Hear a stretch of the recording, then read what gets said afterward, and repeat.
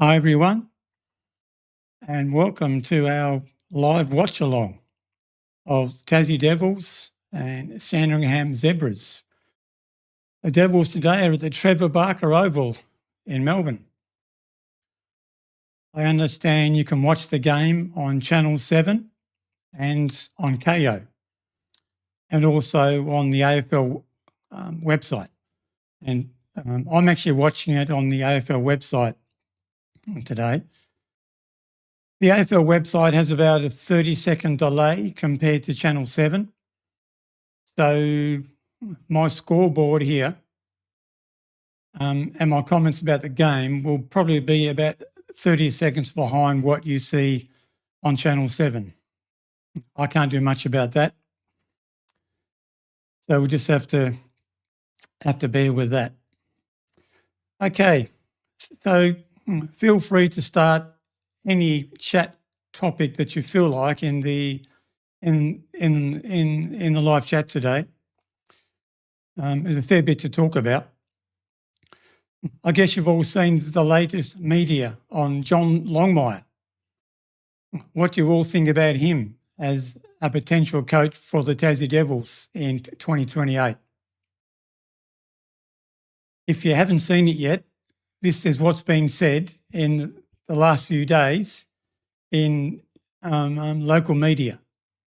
Yes, that's right, Ed. So we can say the race to be Tasmania's first senior coach is absolutely heating up and the ripple effect across the competition is about to happen. So John Longmire, the former Sydney Swans coach, the premiership coach, of course, has kept his cards very close to his chest about what he wants to do in the future, coaching-wise. But I can say tonight, it's my understanding, having done a lot of phone calls around this in the past few days, he's very keen on the Devils' job. So he has met with the Devils, though. So recently in Sydney, he caught up with their board member, Alistair Lynch, as part of their process. And in coming weeks, will step forward through a more rigid process alongside, we think, Ken Hinkley and Nathan Buckley as the leading contenders. I think at the moment, out of the blocks, it's Longmire and Hinkley ahead, and Buckley is in that as well. But I do feel that the level of interest 12 months ago from John Longmire, and probably Ken Hinkley as well, who was burnt out at Port Adelaide, wasn't there to the extent that now it is from both of them. So he thinks it's Longmire and Hinkley now in front of Buckley. I mean, 6 months ago, it sounded like it was Buckley's job, right? And John Longmire was on AFL 360 a few nights ago, and this is what his reply was. So you'd be aware of last night's reporting, John, that has you linked heavily with Tasmania. What's the reality? I, among many people in the industry, have been spoken to Tasmania, but that has been quite open about that as far as Tassie are concerned as well. They've spoken to everyone in the industry. I was one of them. And so as far as I know, there's no decisions being made, and that's where it sits at the moment. So what was that, a couple of weeks ago in Brendan Gale that you chatted to? Yeah, it was a couple of weeks ago, but he's spoken to a number of people, and whether they're past coaches, current coaches, he's spoken to plenty of people in the industry. I think everyone knows that. So I don't think it's a great surprise that I was one of them. Did it give him cause to check back in with you again when the time comes? Well, I mean, I think anyone he'll be talking to that there may be some questions to follow up, but that doesn't necessarily mean one thing or the other. There's no point in sort of speculating what may happen down the track. It's not at that point, as far as I'm concerned, or Tassie are concerned, or any other clubs are concerned. All the coaches, all the positions, or all the clubs that are looking for positions aren't in that situation at the moment. Tassie, I don't think have made a decision, and certainly the coaches involved haven't made decisions. So it's just not at that point. It's a bit too early to be going with headlines like All In. So, I mean, he's obviously interested and he's just playing it cool. He's had conversations and that's great. He had a fantastic record at Sydney. If you had to choose between Longmire, Buckley or Hinkley, who's your guy?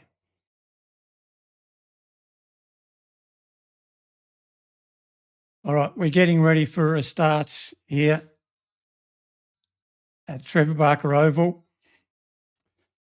Tassie Devils, 2 changes for this week. Robbie Fox out managed, and Sam Siggins was laid out with illness. Rory Wright is in for Robbie Fox, and Will Splan is in for Sam Siggins. Let's go. Go Devils.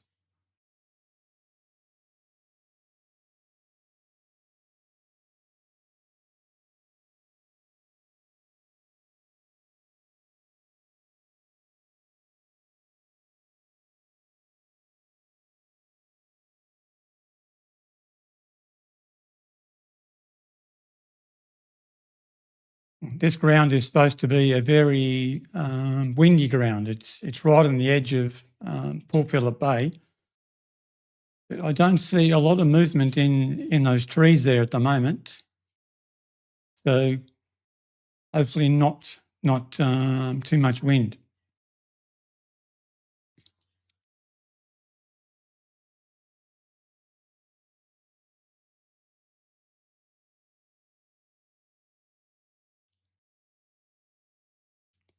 I see the Devils were actually wearing their green home Guernseys, which is a bit of a surprise for me.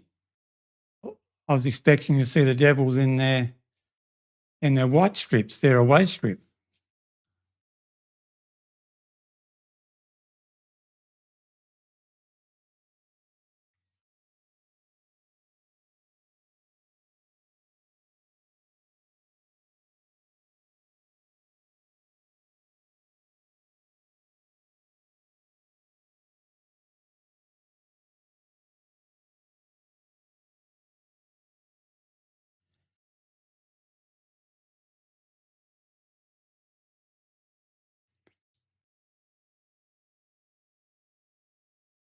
Oh, well, there you go. I just heard the commentators say there's a bit of a breeze there.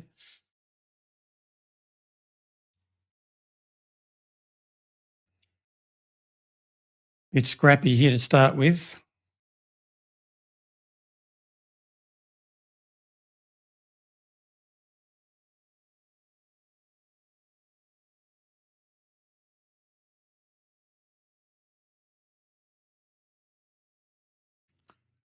I think Cam Owen in the last 3 or 4 weeks has been a great inclusion in the ruck.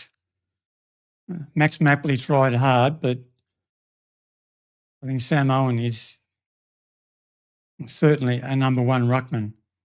Sorry, Cam Owen.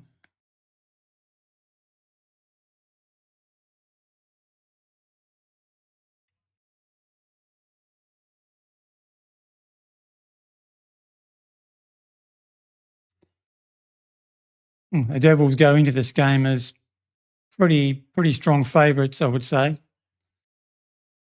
Sandringham are 18th on the ladder.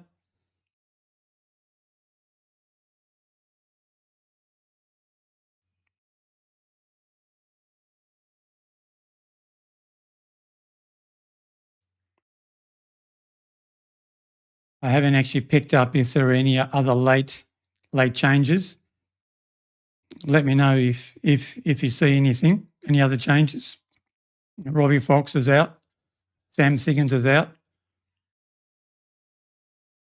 Oh, great goal, that one. Hugh Dixon on his left. He's got a great left foot.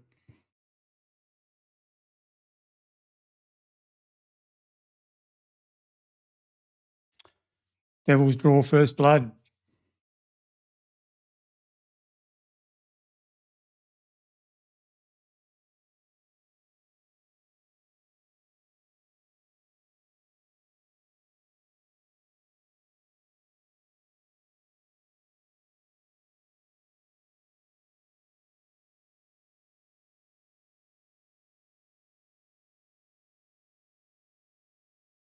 Who's your favourite Devils player?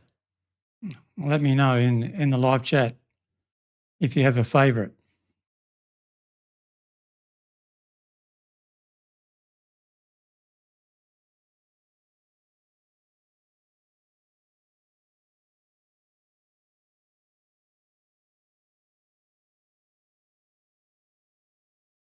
Actually looks like quite a nice day there in Melbourne. Bright sunshine. think they had some rain forecast for later in the day, like third quarter or last quarter. So we hope that doesn't turn up.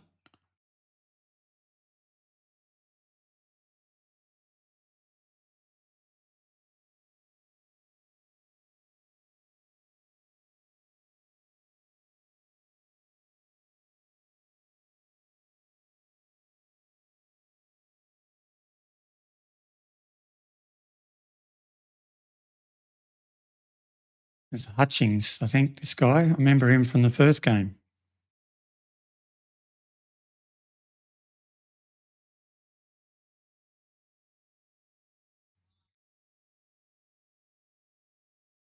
I don't see a lot of crowd support there. That's a great goal.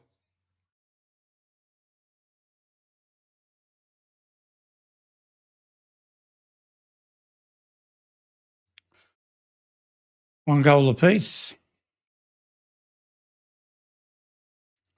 As I said before, I know we have about a 30-second delay compared to Channel 7 because I'm actually watching this game on the AFL app, AFL website. So any of my comments are probably 30 seconds after what you see on Channel 7. I can't do anything about that.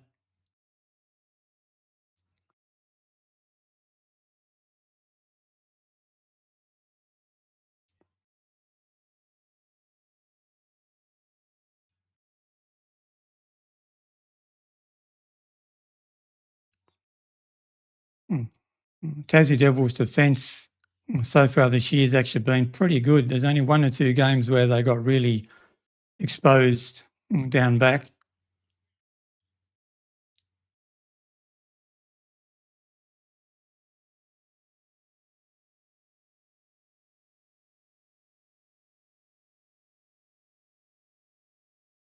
They do use the ball pretty well, the Devils, and they like to run the ball from half back.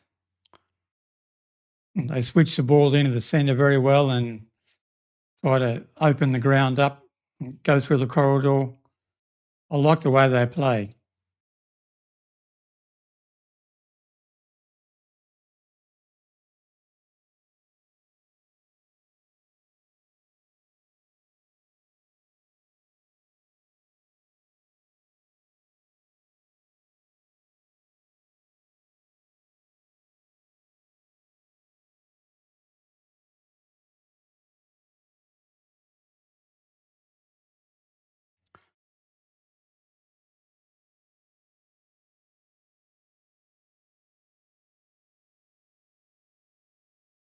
Another behind there for the Devils.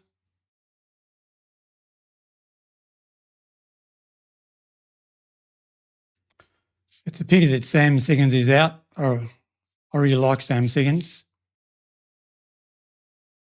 I know he's on the wrong side of 30, but I think he gives us like another option up forward, and he's pretty good when the ball hits the ground as well.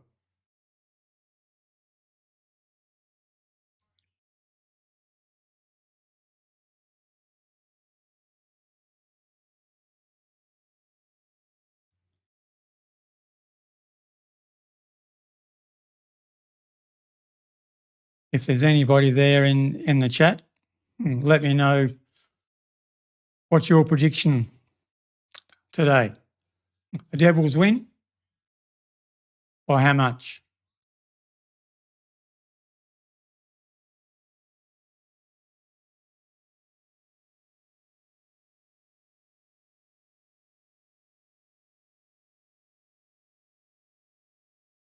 Another good example there of a Tassie defence, strong defence.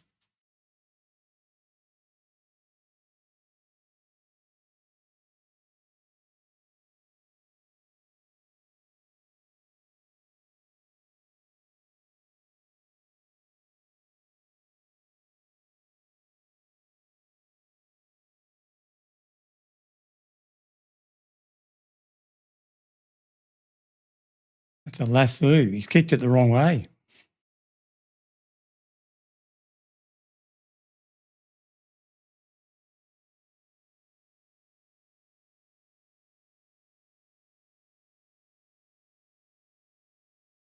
Rebounding again.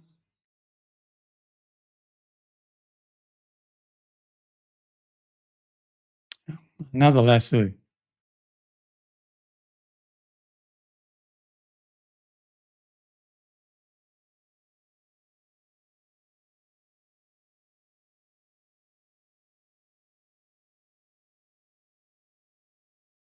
Cam Owen. So let me know where you are watching this game. If you're on Channel 7, if you're on KO, or if you're on the AFL website or app.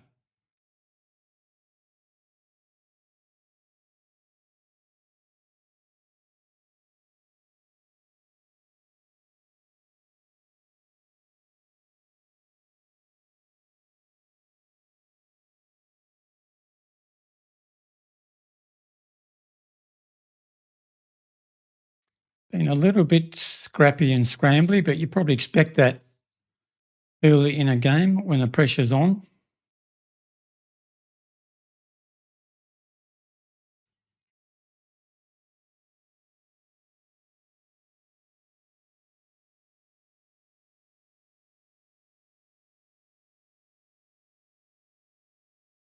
I saw one of the games yesterday. I think it was Gold Coast and Carlton in the VFL.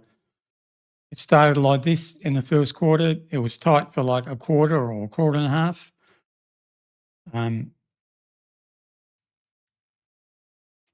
Sorry, it was Gold Coast and Hawthorn. It was tight early on, and then in second half, Hawthorn just absolutely blew them away. The Box Hill Hawks.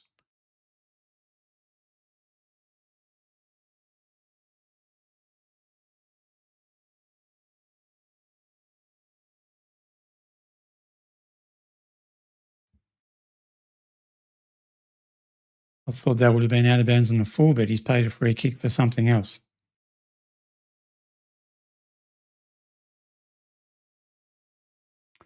It's too easy.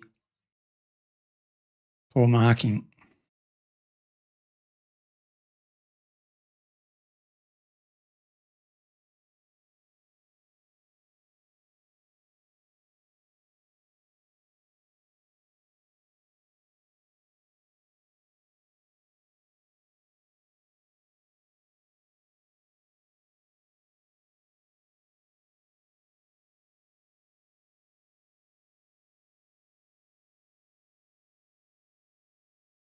Another goal there to the Zebras. They take the lead. 2 goals 12 to 117.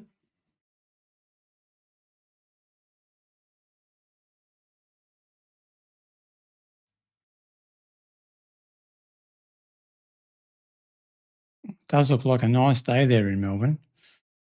I don't see much breeze.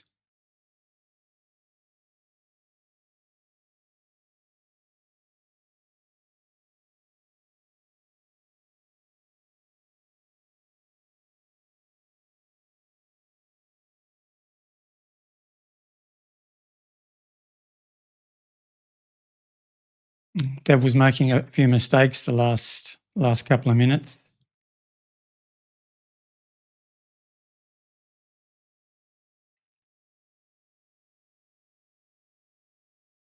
They're under pressure here, the Devils. 3 goals straight, 18. Sandringham to Devils 117.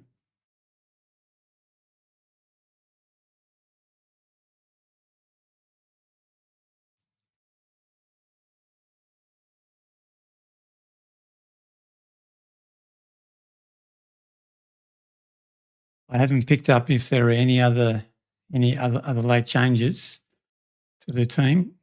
I don't see any.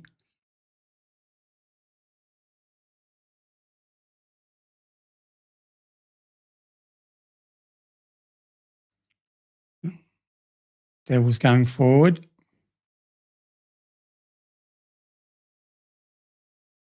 Geez, Sandringham are doing pretty well here so far. 50-metre penalties don't help either.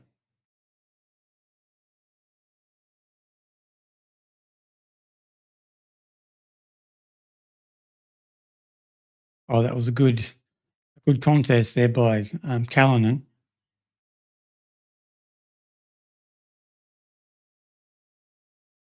Had to play in front. Will Splan get in front.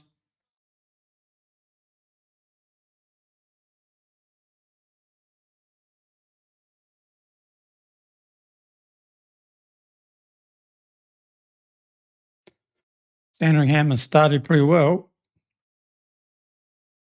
They might have surprised the Devils a little bit.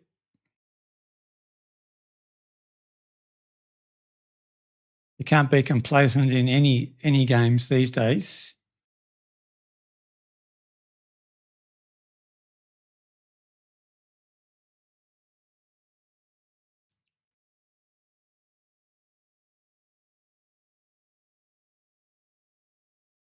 I love Hugh Dixon. I think he's been fantastic for the Devils this year. Hugh Dixon, Jai Menzies, Caleb Mitchell, 3 standout players, in my opinion, for the Devils this year.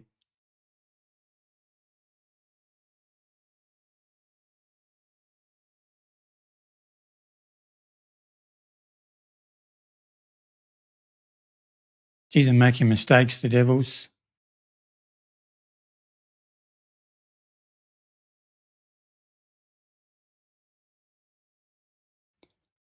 Not a great start by the Devils here.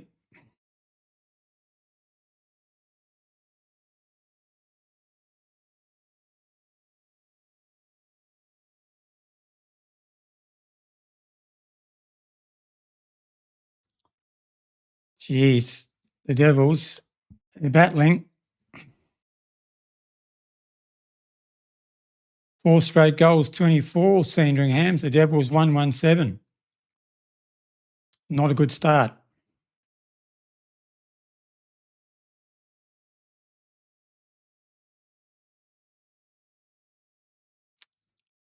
They need to get moving.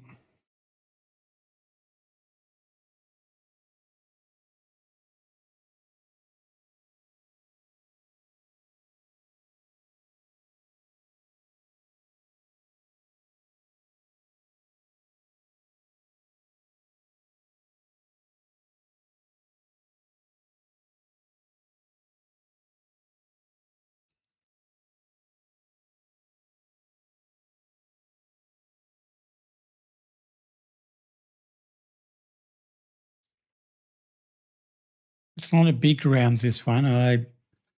When I did the match preview, I realised it was about the same size as North Hobart Oval, just slightly bigger. You can see there the 50-metre arc is pretty close to the edge of the centre square.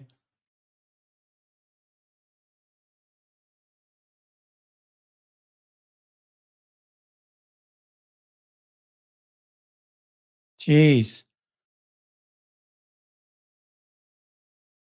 The Devils are giving these guys a lot of time and space.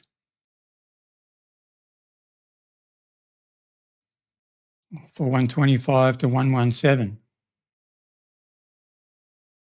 That's a great mark. Well planned.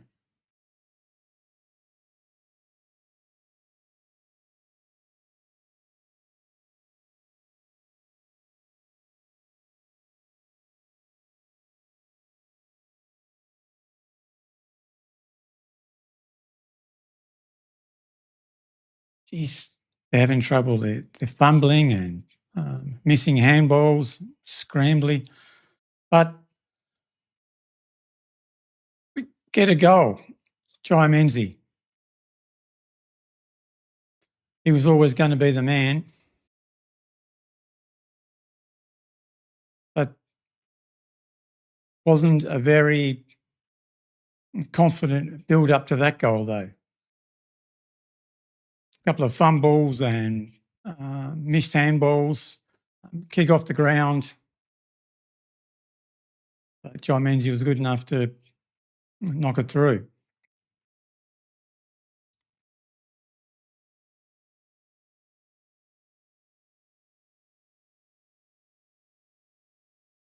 See what the Devils can do here.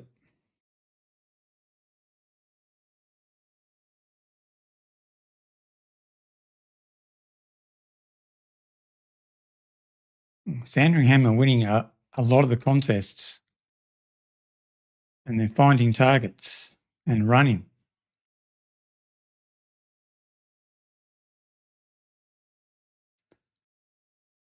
Geordie Payne. I've loved Geordie Payne's game in the last 2 or 3 weeks.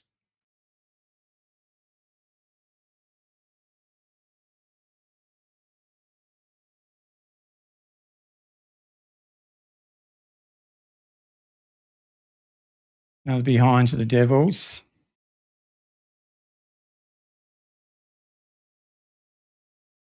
For 125, 2-2-14.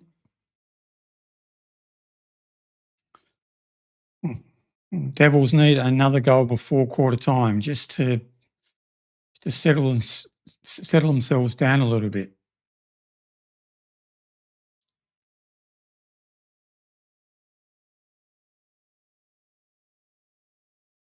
Great mark. Will Splan again. Geez, he started the game well, Will Splan.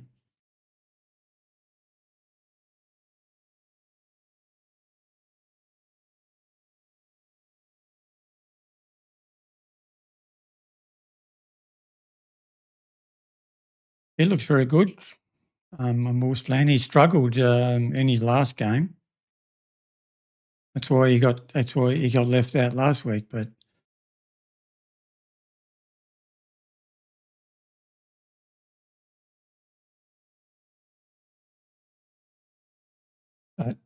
he's got it. Another goal to the Devils. That's what I said. We needed that goal just to get a bit of confidence just before quarter time. 4-1-25 Zebras to 3-2-20 the Devils.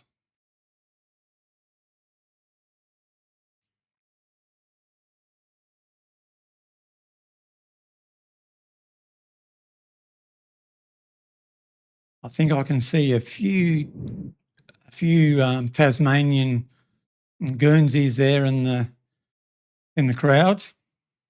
The old map, which is good to see. Always good to see that, especially for an away game. A lot of Tasmanian supporters living in Melbourne.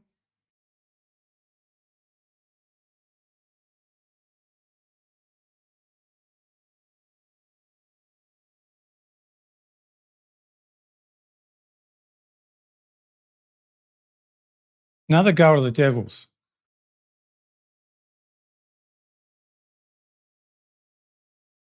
Great goal.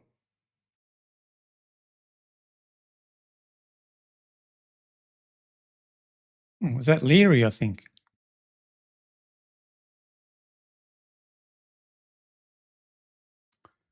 Okay, now we're moving in the right direction.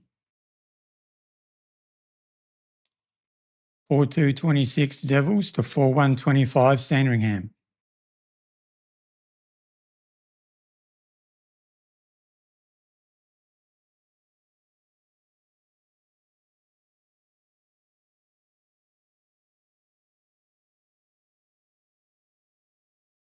Cam Owen's doing very well in the ruck again.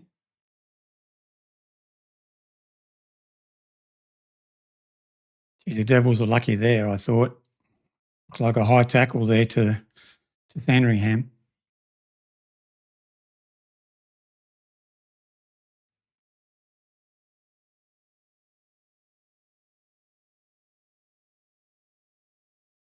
Devils have done very well to get back into this. They were struggling early on.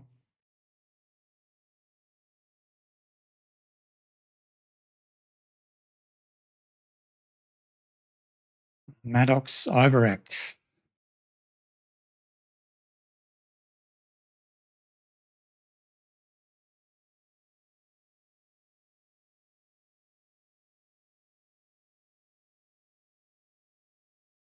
I'm not sure if there's any scoring end being favoured by the breeze or not, but Maddox Iverack has knocked through a fantastic goal. Is that 4 in a row to the Devils? 5-2-32 the Devils to 4-1-25 Sandringham.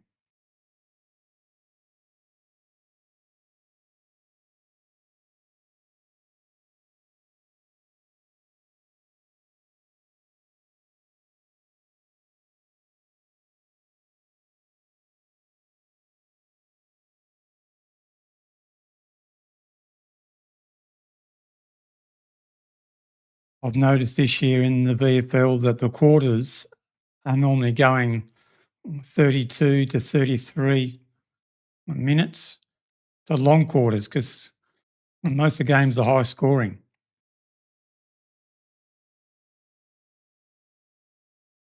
Devils have certainly got their game, going. Another one for Devils. They're on fire. Lockie Hay, fantastic goal.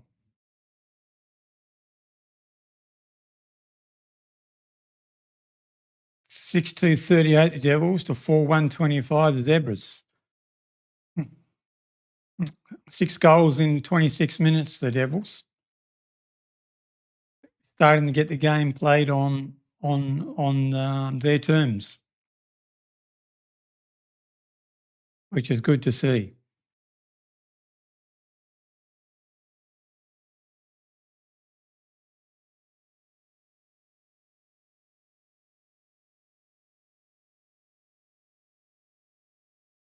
Yeah, Cam Owen's starting to dominate in the ruck. Brandon Leary,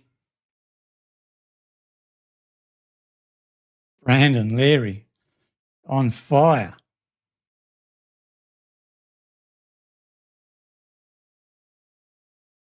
Well, it's been an amazing game. 7-goal first quarter to the Devils after it looked extremely bad in the first 10 to 15 minutes. But this is what they can do. This is how they can play.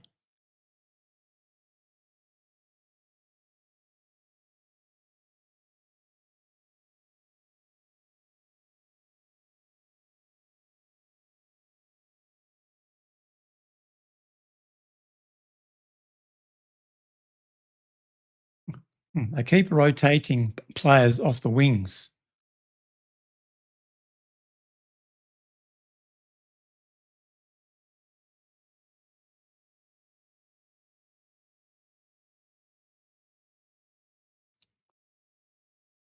So they're playing much better football now, the Devils. Just run. And Hugh Dixon.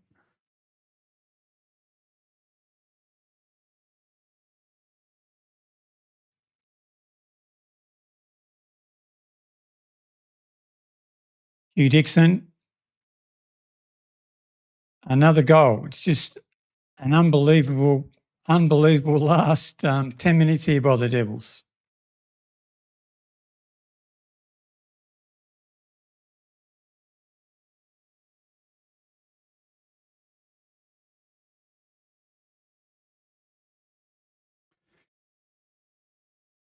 Yes, Jessica, I saw the ladies had a win this morning, which was fantastic.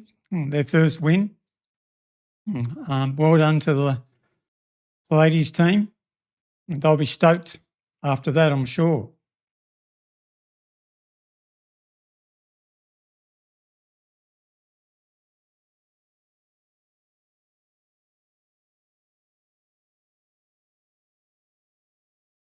$8-250 the Devils to the Zebras 4-1-25.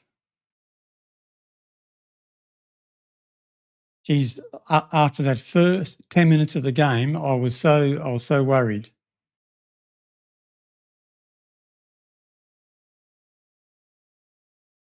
The Devils have come back so well in the last 10 to 15 minutes.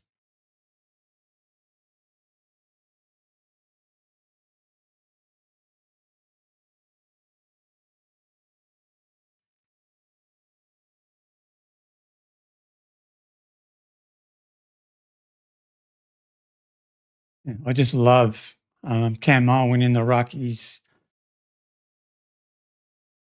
dominating.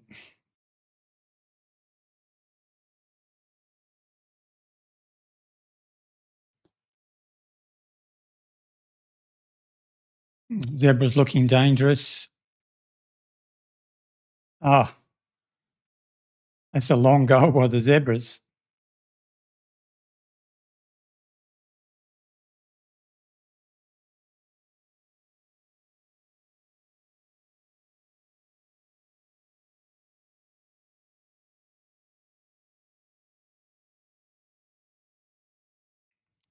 Eight 250, the Devils to Sandringham 5-1-31.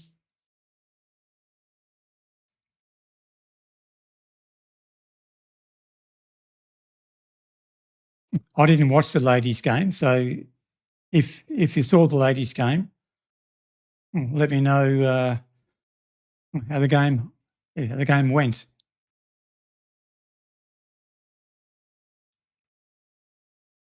I know they won, but I just don't know what the quarter by quarter scores were. That's all.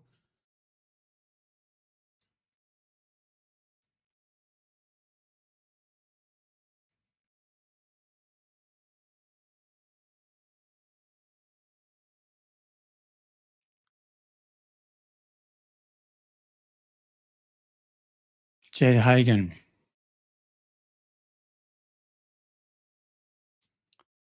Jen Hagen's been another fantastic player for the Devils this year. Although he did have a couple of quiet games, but he started well at the start of the season and he's had a couple of good games the last few weeks. And he's dobbed another one.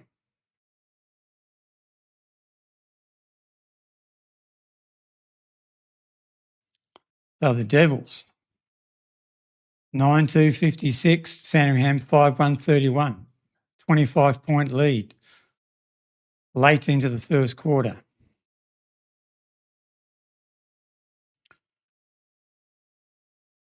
Jed Hagen has had a few problems with accuracy this year, so it's good to see him get his first shot and make it count.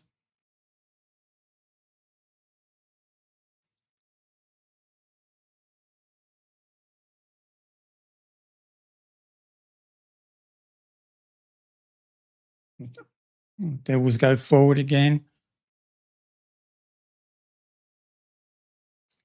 Just some of these umpiring decisions, I don't know.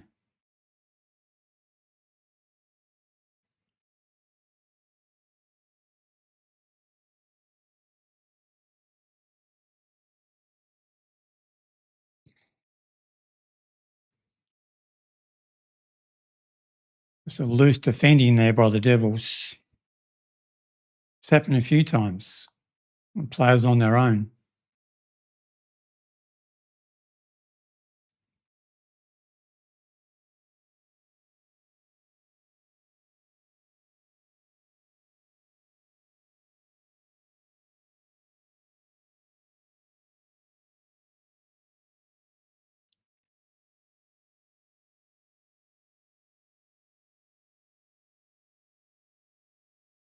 He's paid a free kick on the goal line to Sandringham. So this is going to be a certain goal, of course.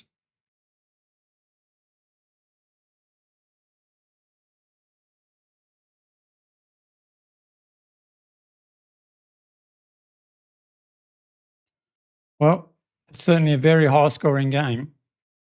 9 goals, 256 to 6-1 goals, 37. 15 goals in the first quarter. And only 3 behinds between both teams. Very accurate kicking by both teams.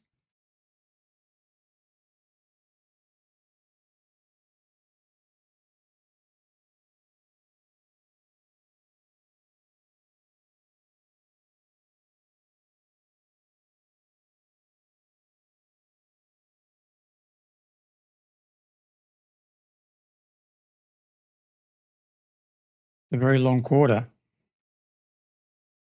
It's what happens when you have 15 goals scored.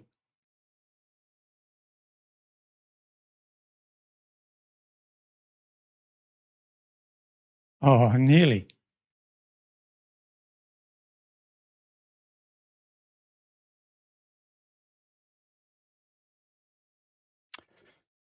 Yeah.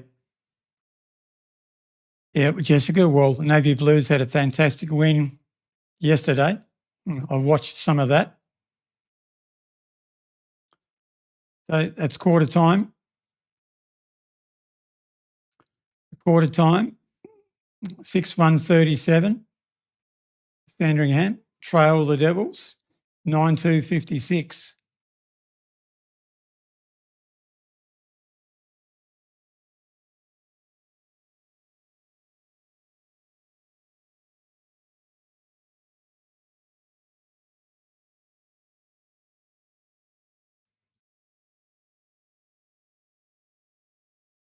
So that's an amazing start, really.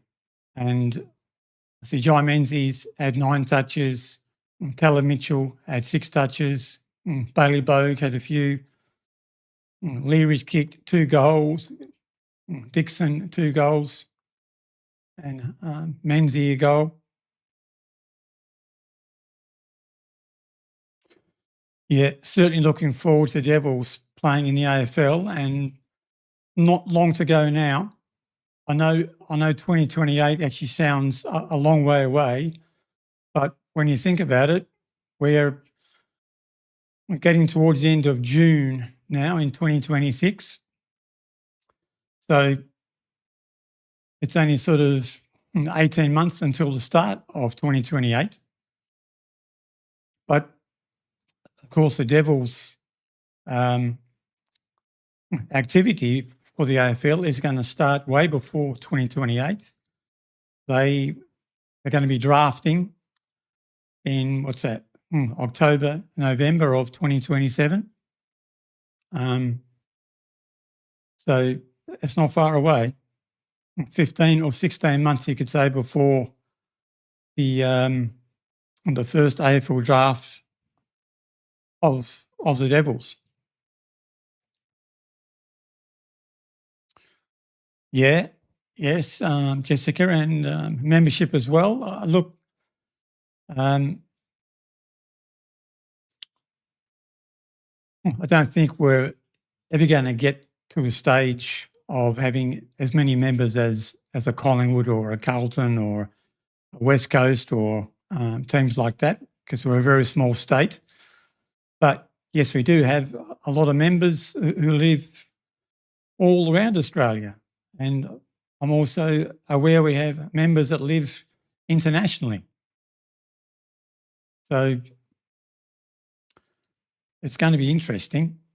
And at half time in this game, I actually want to have a bit of a chat about memberships, because there seemed to be a bit of confusion the other day when 4,500 memberships all sold out within the first 2 hours. I know a lot of people were concerned that they had missed the boat, and so I'll have a chat about that at half time. Because at the end of the day, everybody is still going to have a good opportunity to buy members' tickets, seats for 2028.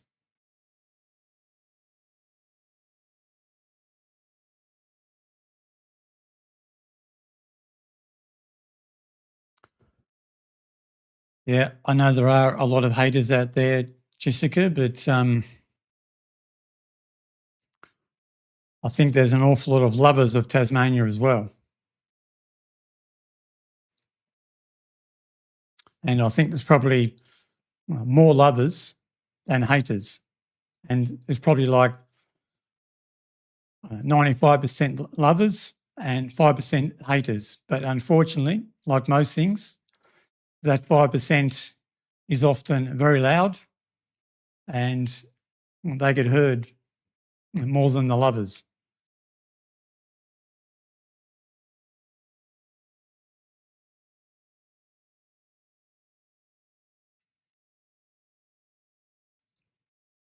And it's going to be very interesting to see what happens with, Tasmanians, for years and years and years, we've always had our own team. Whether it's been a Collingwood or a Carlton or an Essendon, Richmond, Hawthorn, North Melbourne, wherever it is, Tasmanians have always supported an AFL team. And now that Tasmania is coming in a year and a half's time, it's going to be very difficult for a lot of people. Are they going to stick with the team who they've followed for years and years, or are they going to jump over and follow the Devils? Or is the current AFL team going to become their second team, and the number one team will be Tasmania, hopefully? That's what I'll be doing. I've followed a team for years and years and years, but Tasmania will be my number one team, absolutely. And my other team, well,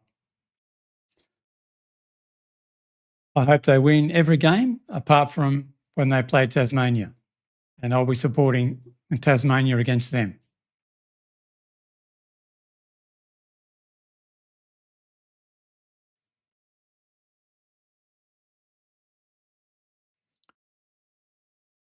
So we're getting ready for a start here to the second quarter. That was an amazing, amazing first quarter. 9 goals by the Devils, but they also let Sandringham kick 6 goals.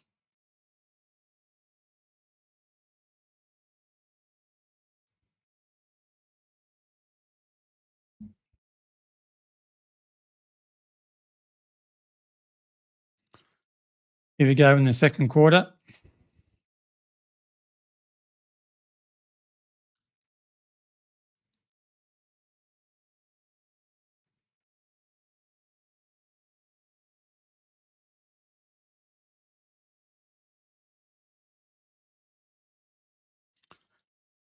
I wonder how the second quarter is going to go, if it's going to be as free and as open as the first quarter, or if we get a bit more of a contest.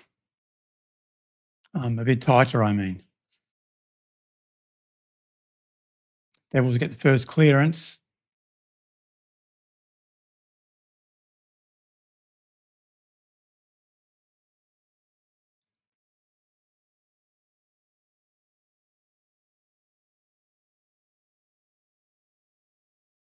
Yes, some of these free kicks.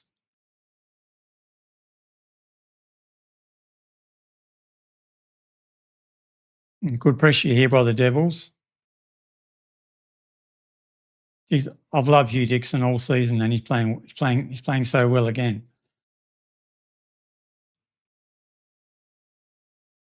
Still an awful lot of mistakes in this game, though. A lot of mistakes.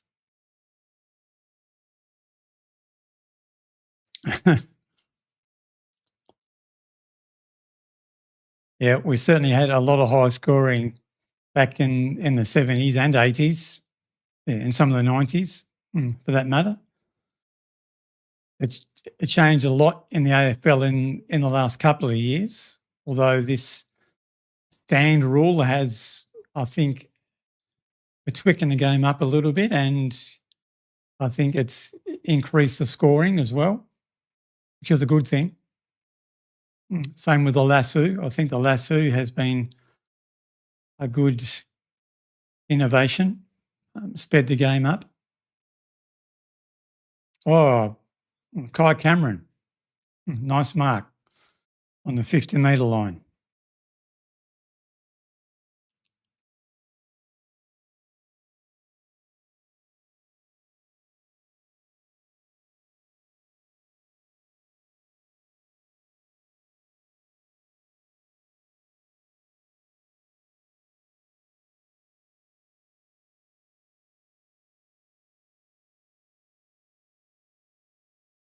Hasn't made the distance.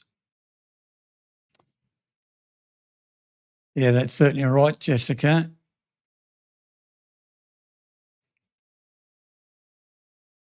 I think the 666 rule has also made it harder for defenders, especially if you get that ball out of the centre.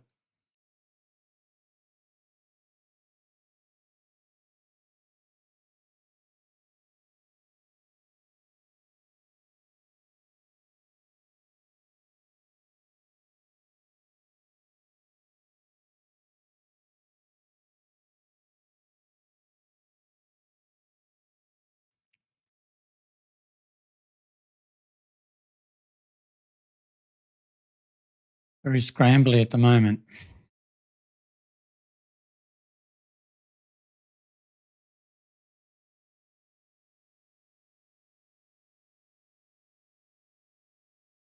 Free kick, Hugh Dixon.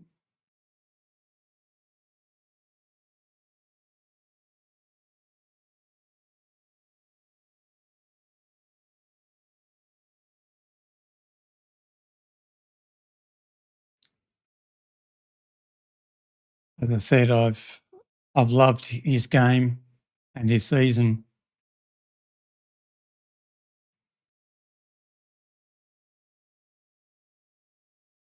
But he's hit the post, which is not great, but you can't kick them all.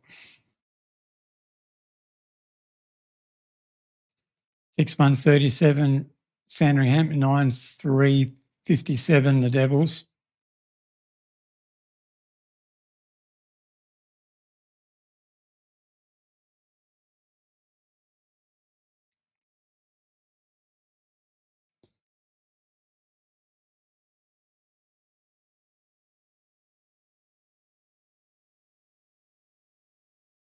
Some of the disposals in this game have been ordinary.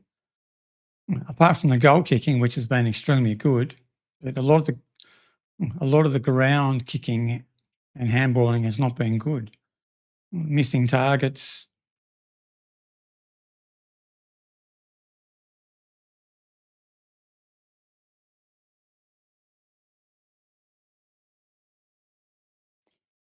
Geordie Payne's also probably one of my most favourite Devil players at the moment.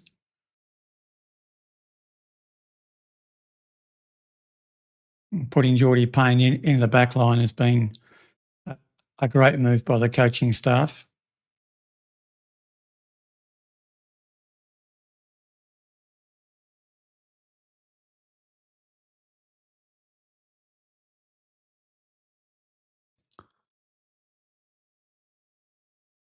Yeah, thanks, Jessica. I think at last count we had 82 subscribers, which is not many, but as I said, I'm here for the long haul. I'm going to be here all through this season of VFL and next season's VFL and then into the AFL. So I'm here for the long journey.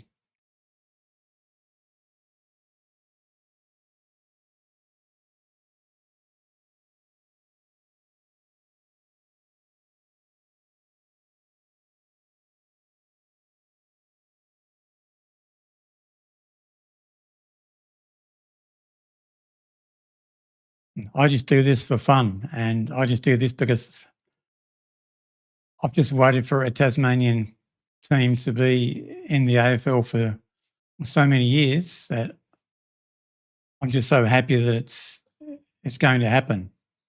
So that's the only reason I do this, just because I just love footy, and I just love the fact that Tasmania is going to be in the AFL.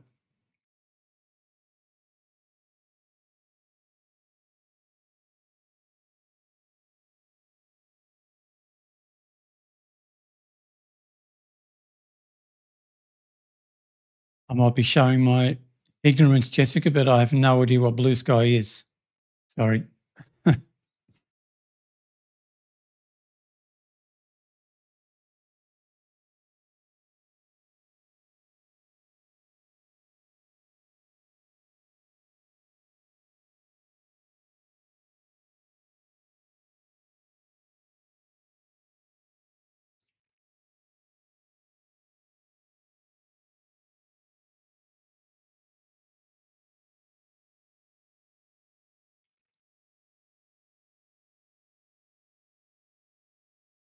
So the game has slowed down a little bit here in the second quarter, and you would expect that. Couldn't continue at the same pace it did as the first quarter.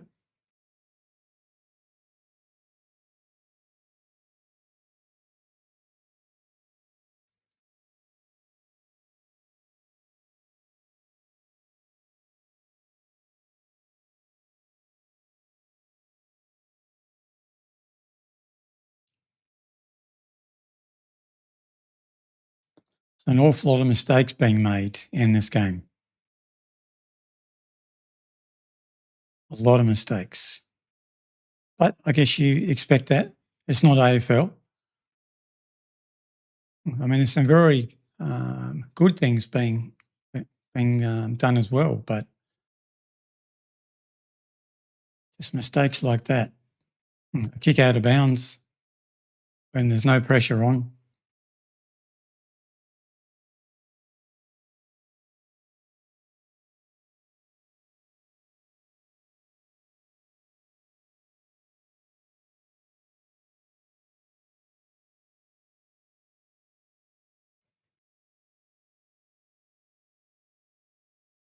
Devil's going well. Oh, that's dangerous.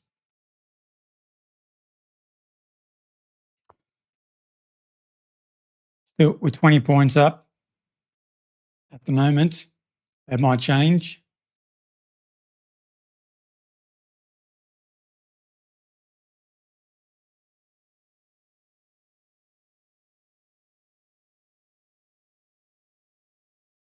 Another free kick. Sandringham.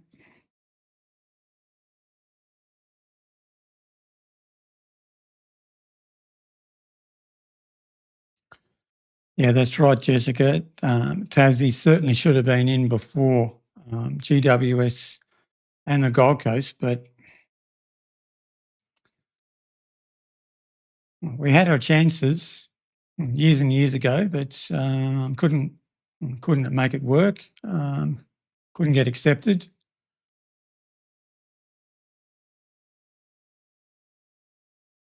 Wow, that's a great long goal there by Sandringham.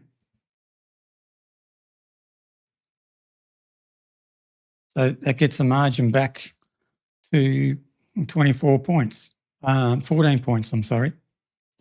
9-3, 57 the Devils to 7-1, 43 Sandringham.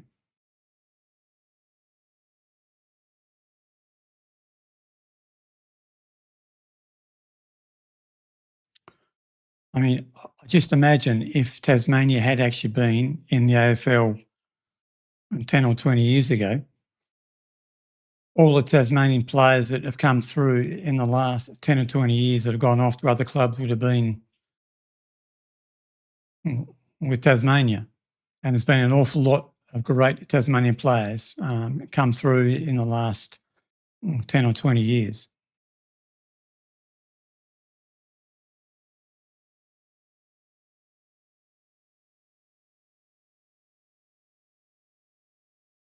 It's a bit of a stoppage here, an injury to Sandringham.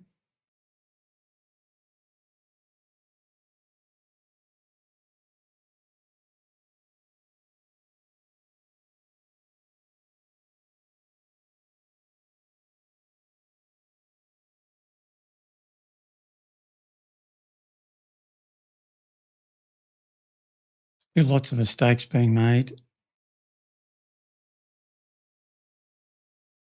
The game has certainly changed a lot in this second quarter. Only one goal in like 11 minutes, and the skill level has dropped off a little bit, I think.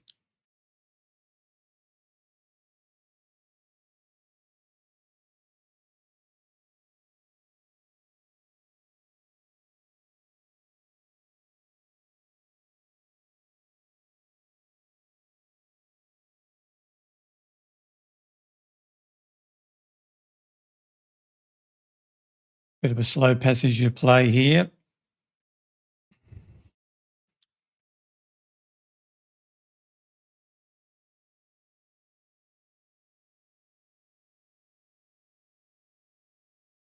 Yeah, I think you're right there, Jessica. I think with the AFL letting Tasmania in, that there'll be a lot more kids who have aspirations to play AFL for Tasmania. So I think we should see a big uptick and young people playing football in Tasmania. Absolutely.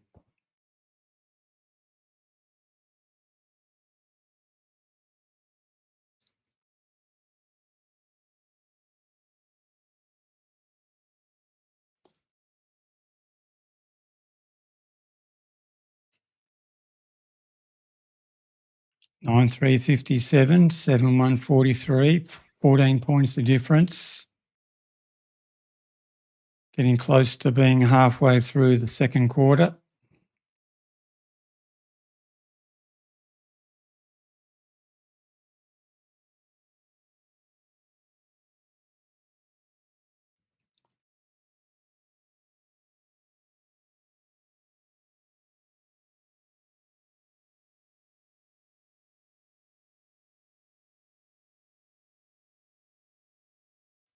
Devils are sort of using the ball a bit better the last few minutes.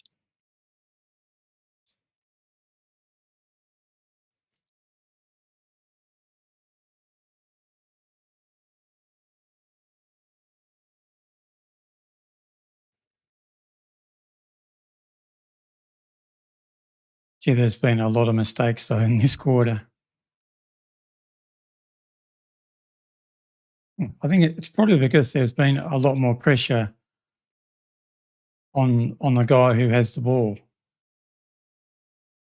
and they're making more disposal errors, skill errors.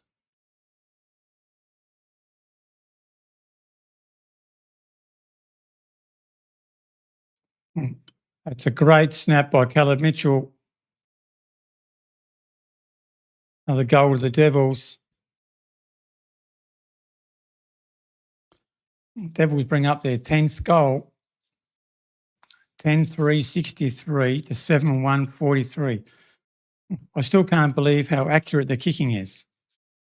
I mean, we've had, 21 scoring shots between two teams and only missed 4 times. You don't see that very often.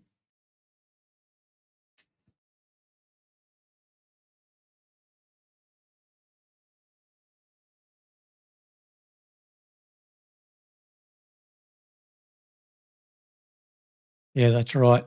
Absolutely, Jessica. I agree with you there.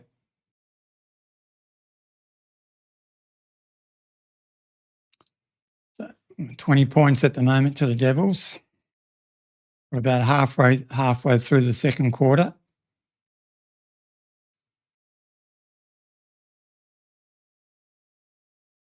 I think in my preview, I tipped the Devils to win by 20 points in this game. So blow the siren now and let's finish.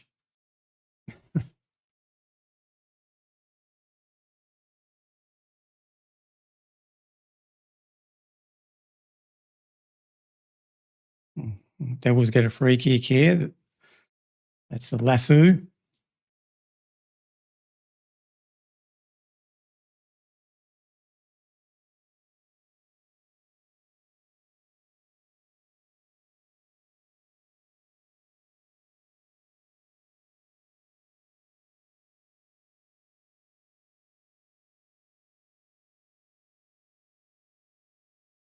I think we beat Sandringham by 26 points early in the season.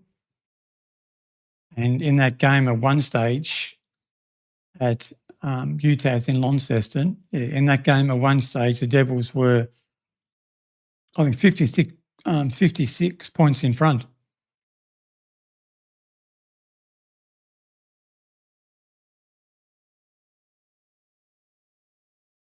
Okay, Jessica, thanks for joining us. Thanks for the conversations. Go Devils. Another point to the Devils.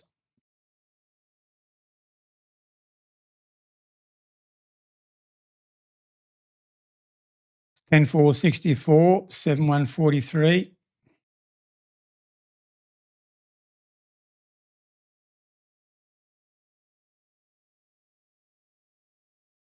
Devils putting a lot of pressure now on the guy with the ball, which is good. Caleb Mitchell's had a good game so far. Hugh Dixon's had a good game. I think Geordie Payne's been good down back.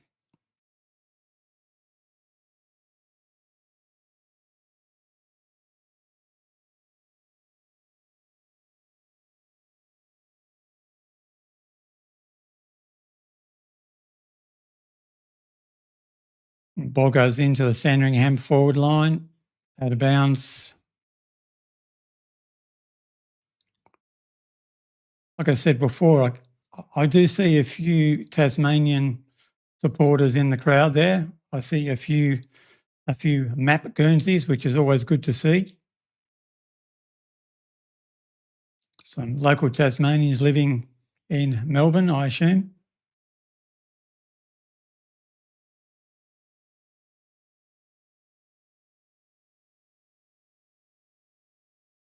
A real scramble there. Centre half forward for Sandringham. Yeah, so like I said before, the Devils were 56 points up in the first game of the year against Sandringham. And we let it get back to 26 points. So if we get a chance today to build a lead, I really hope that we put them away.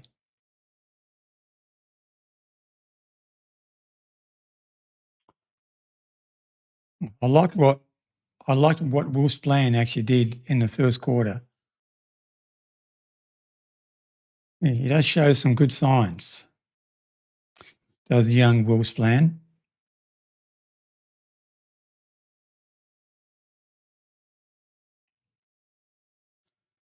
The throw in here on centre wing. Hugh Dixon's in the ruck. Let Sandringham go forward. Ball goes out of bounds.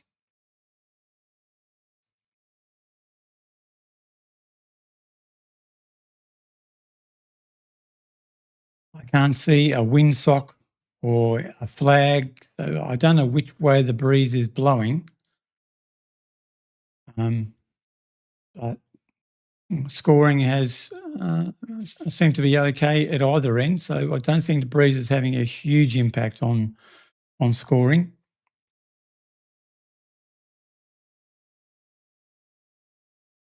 Oh, that's a great mark at centre half back.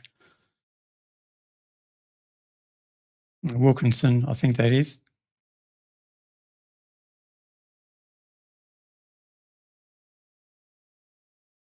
But the Zebras are going to go back inside 50 and they get a mark. He's going to kick from outside 50. He's probably going to kick from 55, you would think.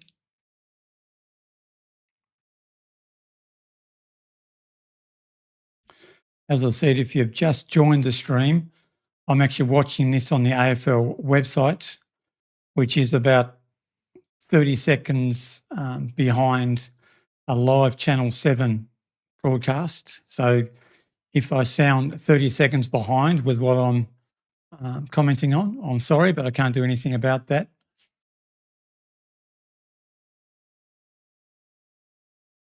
He kicks from 55 metres out and he's put it through for a behind.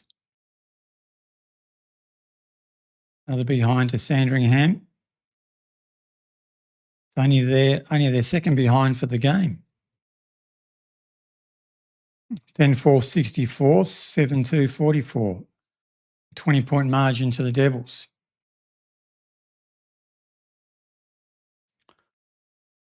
A great kick by Caleb Mitchell. My gosh, that's unbelievable.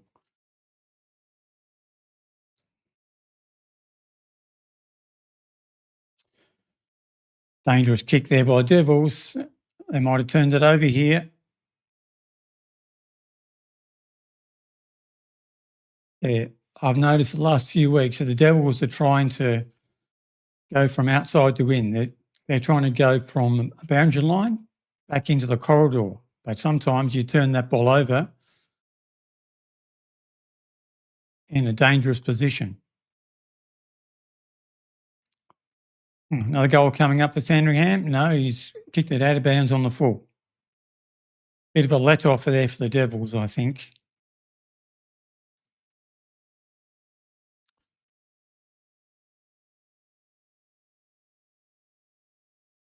The downfield free kick to the Devils. He was knocked down after he kicked the ball. Handball, no. Yeah, handball. Devils, handball again. Devils go forward. Great kick inside 50. Kai Cameron. He's probably going to kick from about 45 metres directly in front.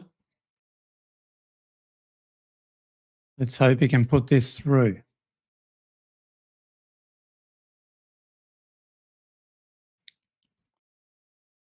Let's hope. Kai Cameron.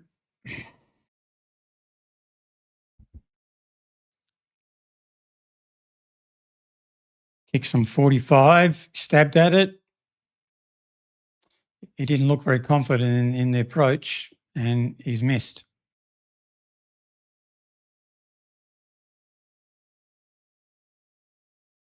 Another behind there, the Devils. 10-5-65 Devils, 7-2-44 to Sandringham.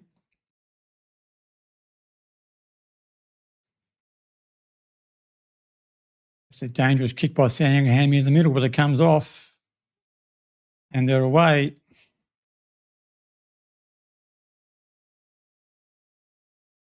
And Sandringham are going to go inside 50 here. Chip, that's going to be 50. Is that 50? Or he was lucky that's not 50. I thought he pushed him after he marked the ball there. So Sandringham have a shot probably from the 50-metre arc, very close to the boundary.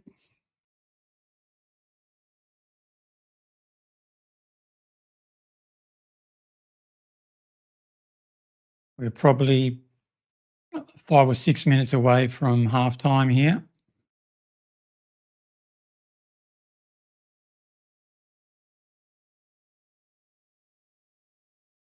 Sandringham, oh my gosh, he's kicked it. They've hardly missed anything. Sandringham. 11-5. So what's going on?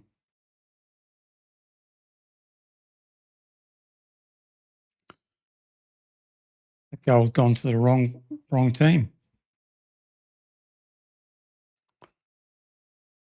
10-5-65 the Devils to 8-2-50 to Sandringham. 8 goals, 2 to Sandringham. I mean,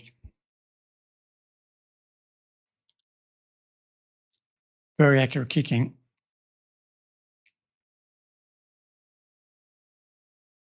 Cam Owen back in the ruck, but he doesn't win his hit out, but he wins the secondary clearance. Goes forward, a great mark there by Hugh Dixon.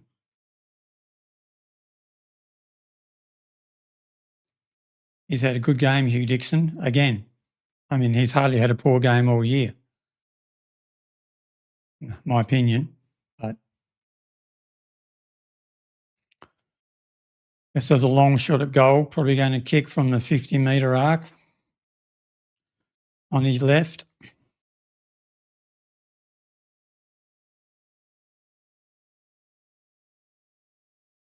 Goes back, kicks for goal, and he's kicked it. Great goal, Hugh Dixon.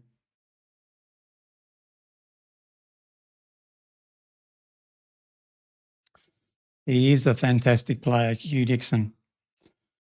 11-5-71 the Devils to Sandringham, 8-2-50. 21 points the difference, approaching 28 minutes in the second quarter.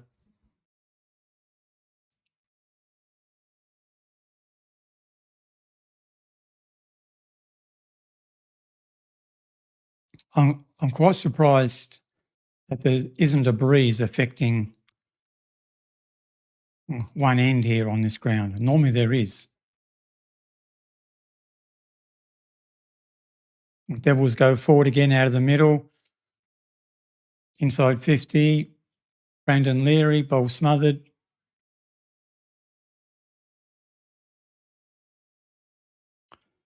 Now Sandringham are out.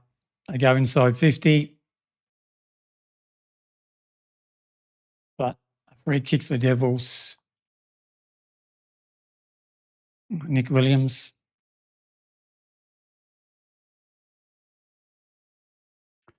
Goes short to Beakoff Smart. Off to Chaplin.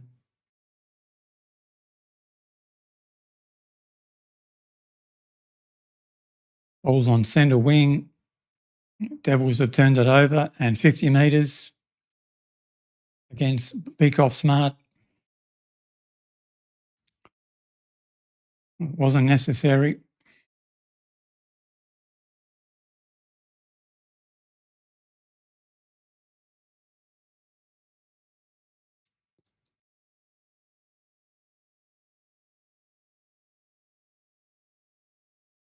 Approaching 30 minutes in the second quarter. Sandringham having a shot from just inside 50, 45 metres. And they've missed one. That hasn't happened very often today. Not happened very often at all. 11-5, 71, 8-3, 51, back to 20 points. It's been around about 20 points for most of this quarter.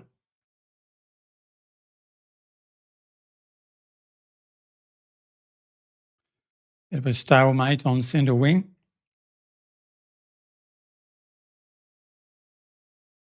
Approaching 31 minutes into the second quarter.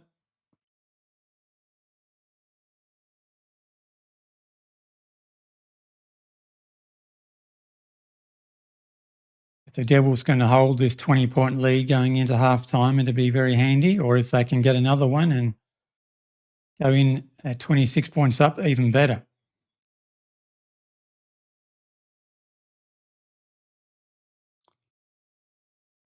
They're winning a lot of the clearances, the Devils, just recently. Great mark there at centre half forward. Maddox Ivarak. He goes inside 50. But the siren's gone. So a 20-point lead to the Devils at half-time. Well, that was a very interesting quarter. So much different to what we saw in the first quarter. The first quarter was just a goal fest.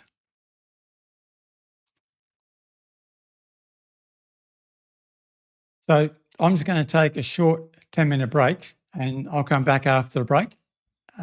So I'll see you soon.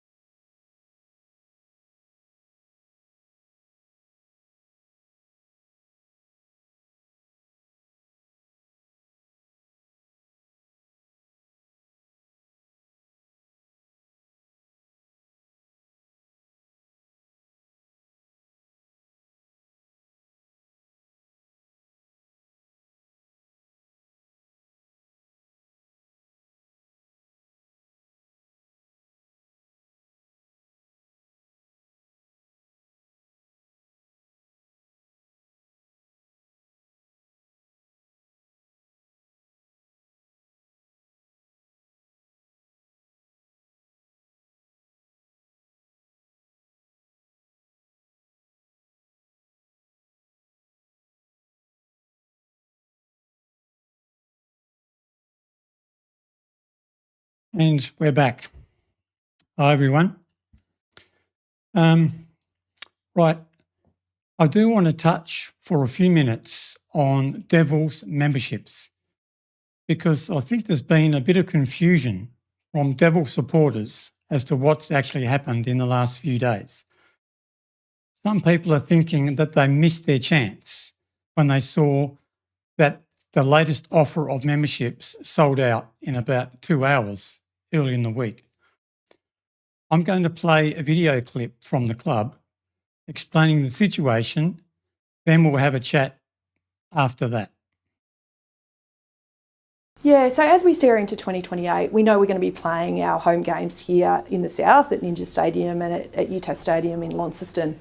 And what we know about those two venues, of course, is the number of seats, or we use the terminology inventory, is somewhat restricted.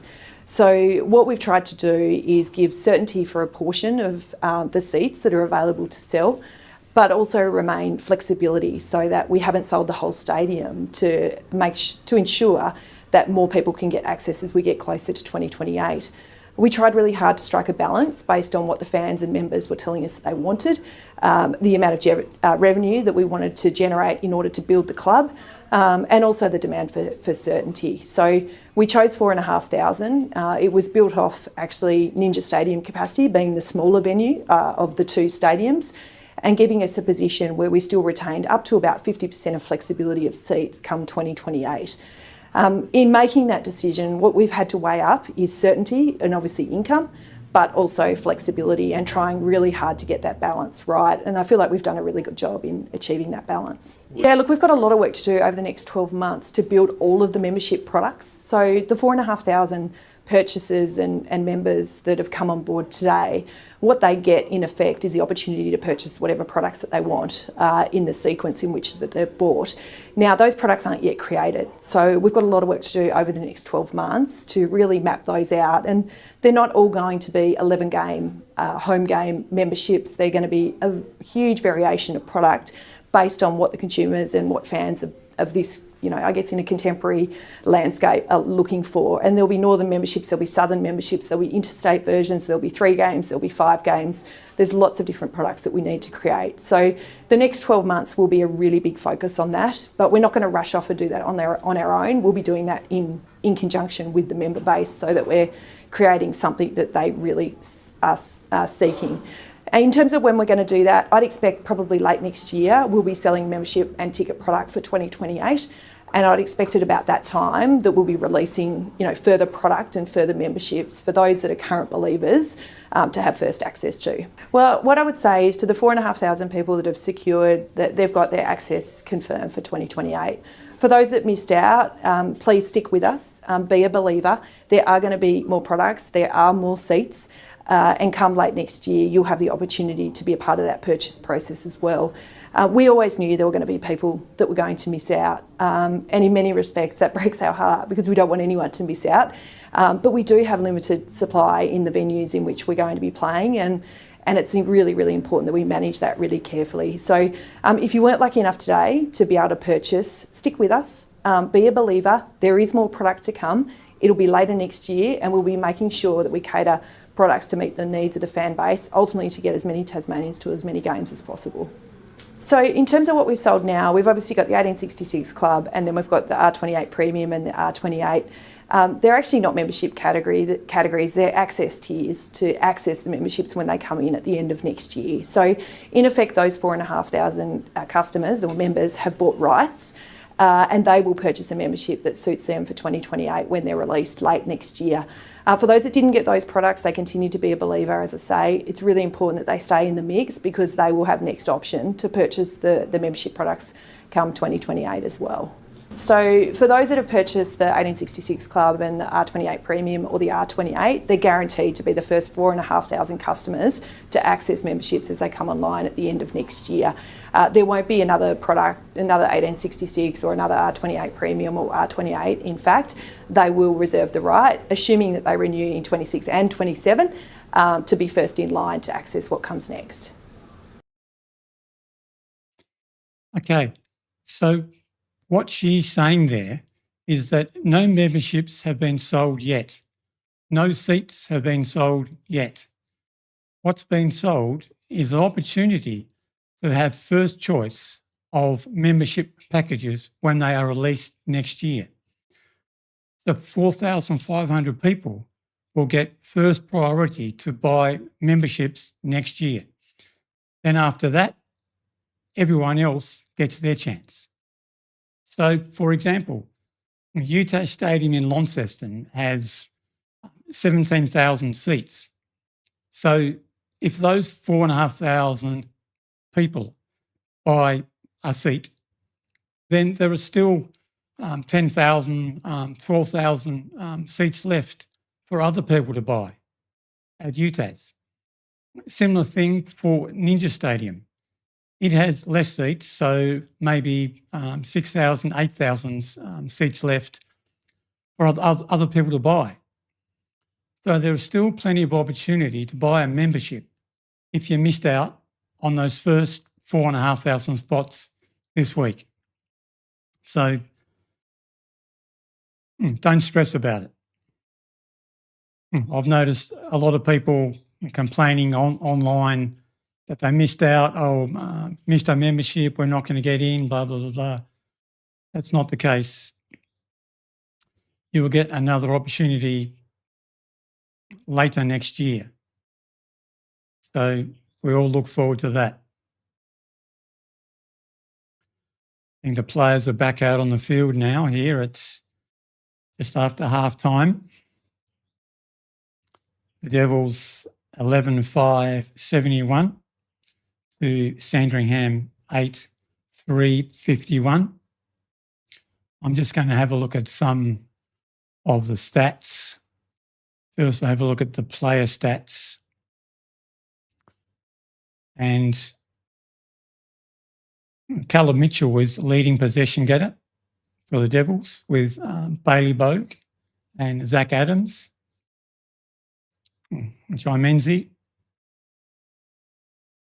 Goal-wise, Hugh Dixon has 3, Brandon Leary has 2, and singles to Will Splan, Caleb Mitchell, Jai Menzie, Maddox Ivorak, Lockie Hay, and Jed Hagan. And if we have a look at some of the team stats, yeah, it's a Sandringham are way ahead in disposal. But the Devils are ahead in inside 50s. Sandringham are winning stoppages. Sandringham are winning hit-outs, which is surprising because I thought the Cam Owen was going well in there. But Devils are winning the clearances.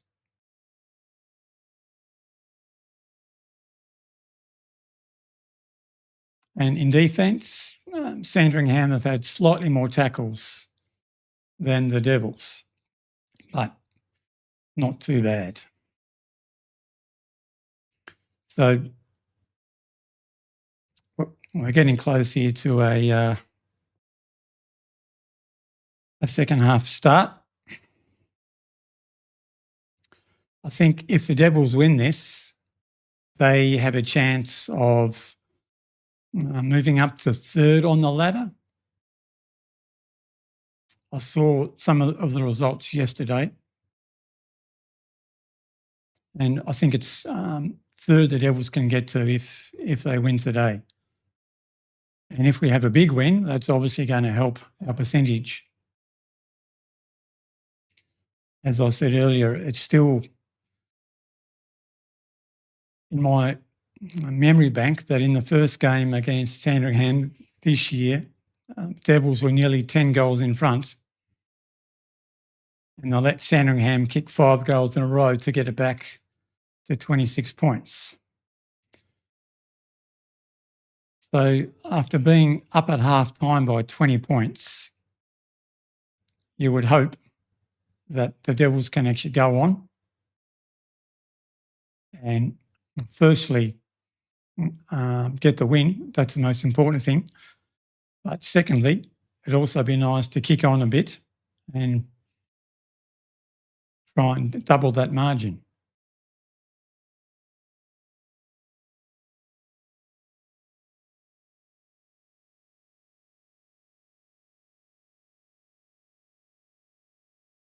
if you're there in the chat, let me know what your thoughts are so far on the game. Do you think the Devils are in control? Or do you think the scoreboard is slightly flattering towards the Devils?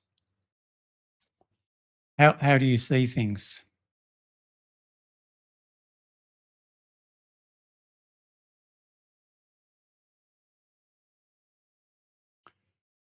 Players are moving out to their positions now to start this third quarter.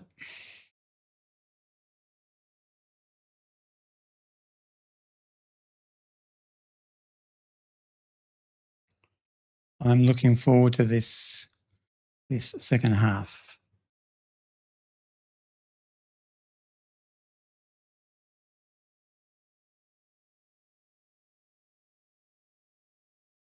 Just trying to see who's coming to the bench for the Devils, but hard to see who's walking over towards the bench.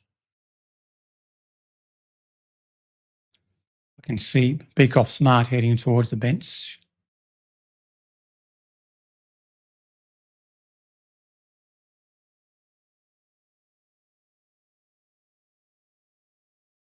Okay, come on, Devils. Let's get back at it.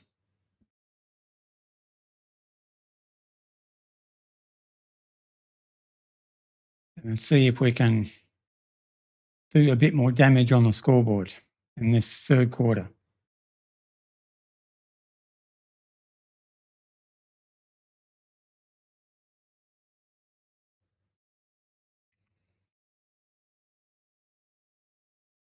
Bit of a scramble in the middle, but the Devils go forward. I think Caleb Mitchell got that forward. Inside the 50-metre arc. Goes over the boundary line for a throw-in. Throw-in about 45 metres around from the Devils' goal. Kicking this way in the first quarter, the Devils kicked 9 goals to this end in the first quarter.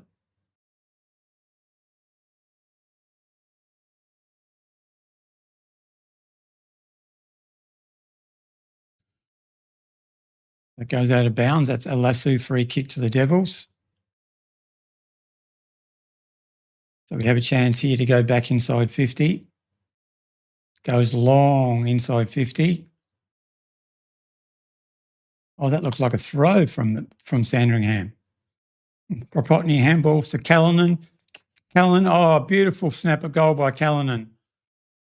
He's deadly around goals. Is Jack Callanan. So the Devils bring up the first goal of the third quarter. And just like that, it's 12-5-77 to 8-3-51. 26 points to start the third quarter. We couldn't have asked for a much better start than that.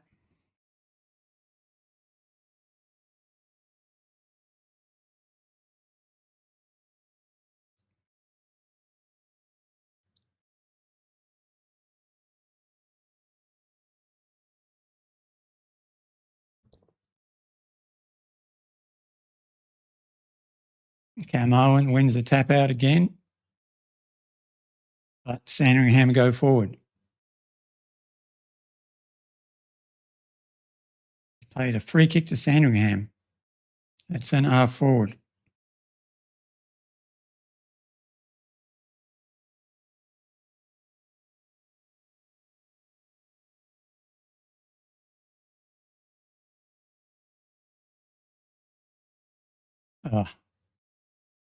Once again, Devils leave a free man inside 50 and Sandringham hit the target. Only just, but they hit the target.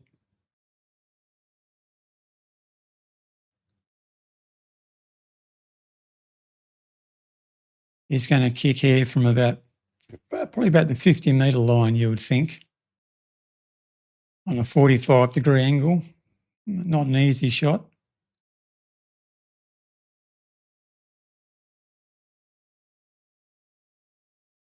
and he's shanked it. Through for another behind to Sandringham.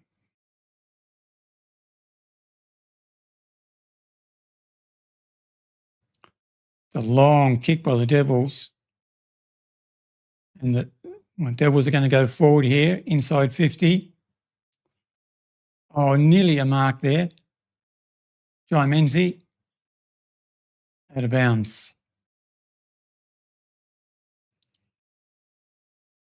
So the Devils by 25 points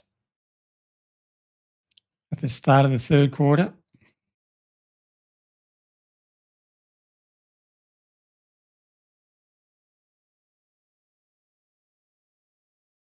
Hugh Dixon doing the ruck work in the forward 50, bursting through the Devils. No. He's paid holding the ball against Jai Menzies.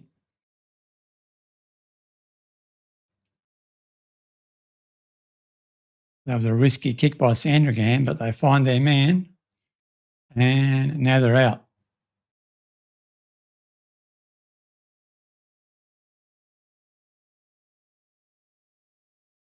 Sandringham on centre wing. Sandringham go inside 50. Spoiled out of bounds.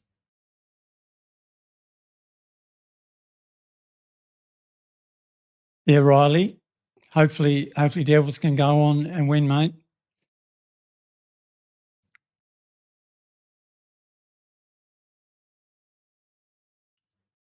We've waited so long for the Devils to get back into the VFL, and it's not much longer now. We have to wait until they get into the AFL. Can't wait for that. Devils are away here, through the middle, over the top, inside 50. Hugh Dixon has a bounce. Handball again, Hugh. He's missed. He could have handballed over the top. Oh, has he got it? He's got it. I thought he missed. He's got it. I thought he'd missed, just the way the goal umpire actually moves then.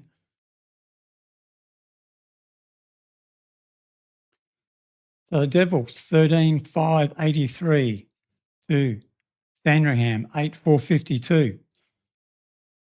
Out over 5 goals now, 31 points.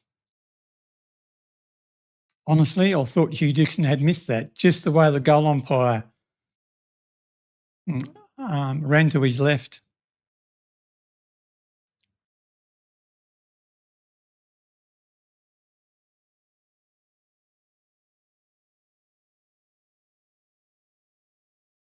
Have you watched the whole game, Riley?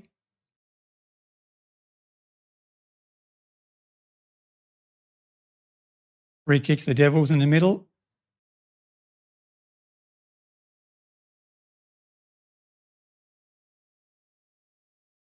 Devils go wide, inside 50. A mark, Zach Adams. I like this bloke. I like the way he plays. He's a great mark for his size. He's not overly tall, but he's a fantastic over his head.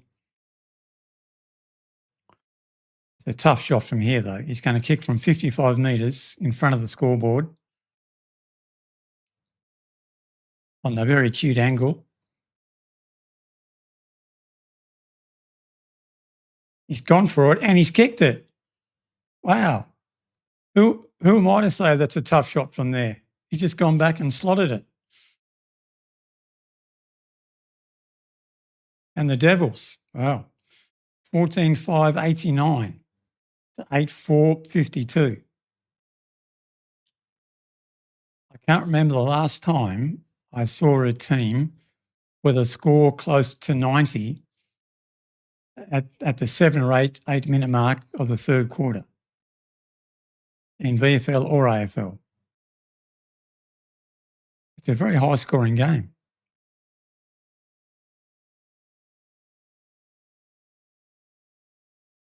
$37 points now, the Devils. Camo and wins the tap. Jai Menzies takes it. Goes inside 50. That's a push. Surely that's a push against the Devils, yeah. Free kick to Sandringham.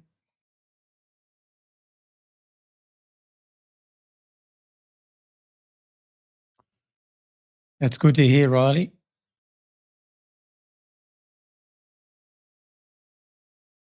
I think the Devils are going to have a lot of support when they join the AFL. And as I said earlier in the stream, it's not far away.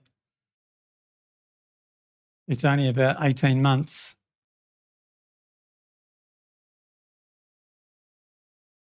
Probably 18 months until they start playing AFL practice matches, you would think.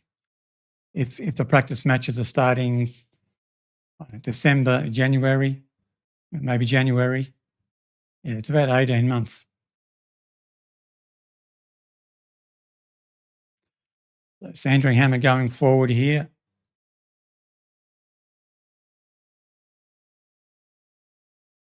They find a target inside 50, but he's right against the boundary line. He goes short again. It's bad marking by the Devils. I mean, John Minzy was right there. And why didn't he push back onto that guy? I'm being harsh, I know, but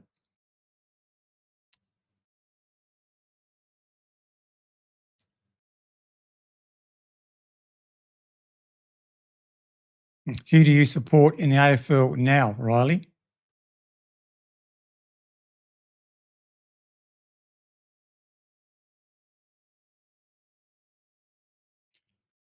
Sandringham having a shot at goal. He's tugged it left and missed.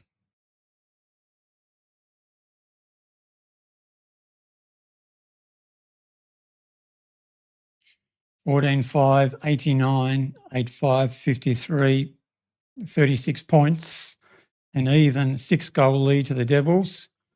Just gone past 10 minutes in the third quarter.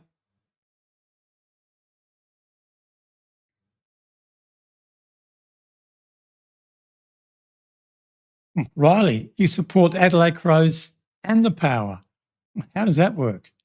I thought those two clubs hated each other.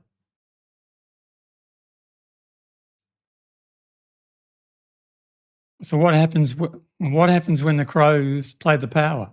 Who do you support then?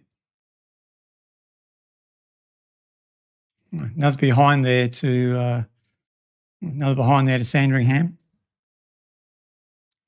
They're racking up a few misses now.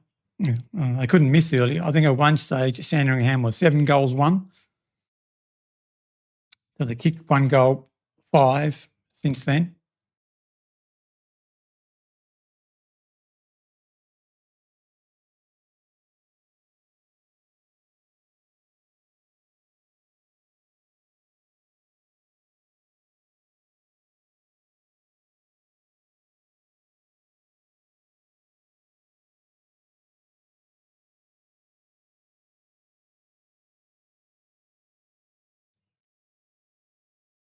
Bit of a scramble here on the half-back flank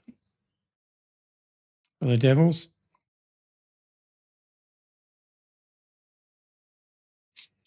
$35-point lead to the Devils.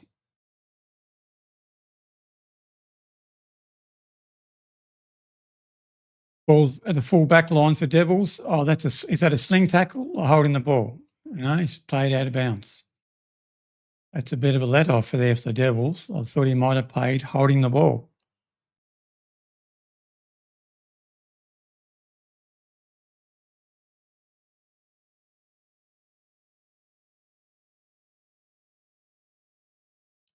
So you support the Eagles in the SANFL, Woodville West Torrens, I see.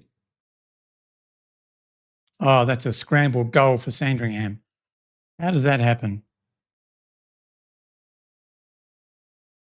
How does that happen? There's a bit of push and shove afterwards as well.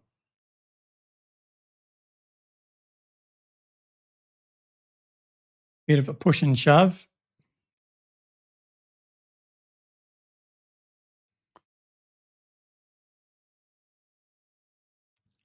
I don't know how that goal eventuated like that. There was a Tasmanian player right in the goal square. It seemed to come off his foot and rebound directly to a Sandringham player who was standing on the goal line. Bit unlucky. So back to 29 points.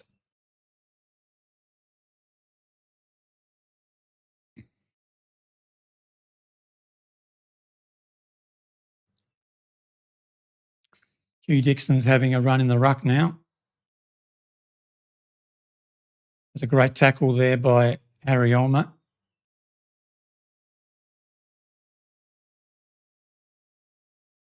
He's played that a throw against the Devils.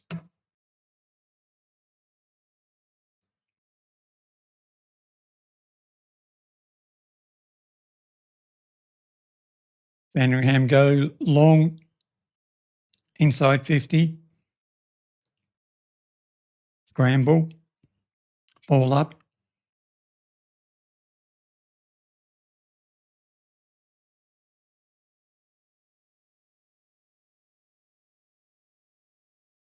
So the ball's inside and Sandringham get a free kick.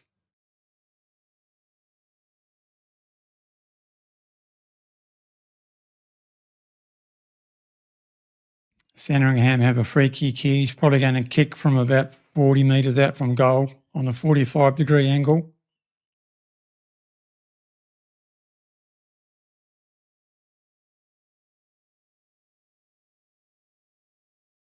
Kicks a goal.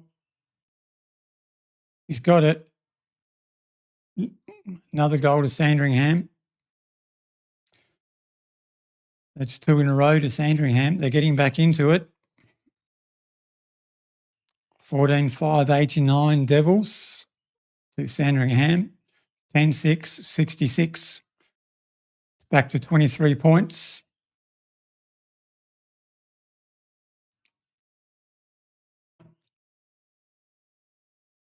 So this game is going in momentum shifts.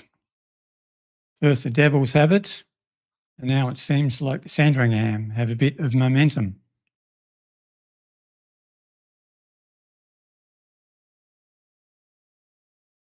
Back in the centre.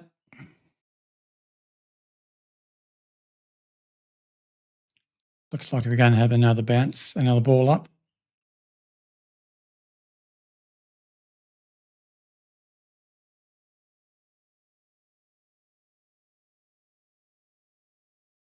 A lot of scrambling going on there in the middle. Going to be another ball up here.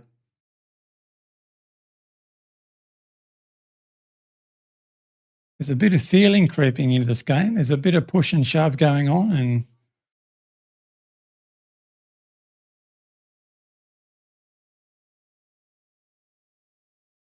a free kick. What? I thought that was a free kick to Devils. He's paid a free kick to Sandringham. So Sandringham are going to go inside 50.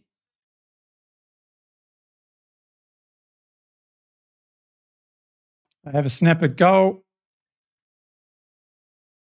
Devils need to win this ball. Oh, he's given a straight back to Sandringham and they get an easy goal.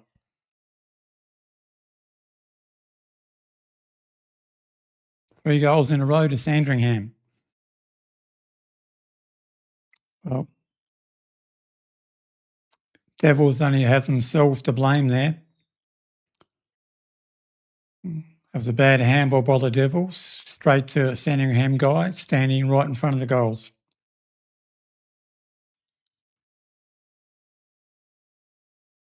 They've kicked 3 in a row, Sandringham, in about 4 or 5 minutes. The Devils need to reply here, and it's good to see the Cam Owen is back on the ground in the middle. We need to win this clearance if we can.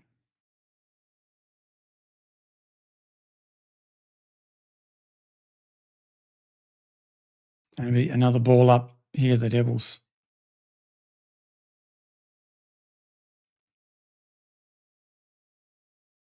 The Devils had total control of this game about 5 minutes ago, and now it's game on again. But now the Devils are going forward. Long inside 50. Oh, almost a mark there, the Devils. Where are the Crummers? Hagan gives it to Geordie Payne. He's tackled.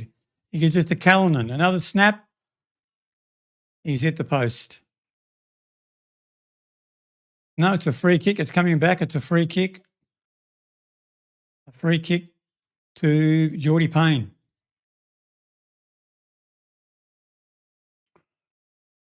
I don't know what his set shot accuracy is like, but we're about to find out.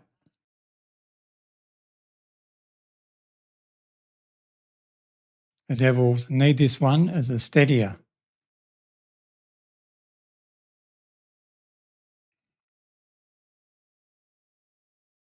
Geordie Payne, he's kicked it. The Devils needed that.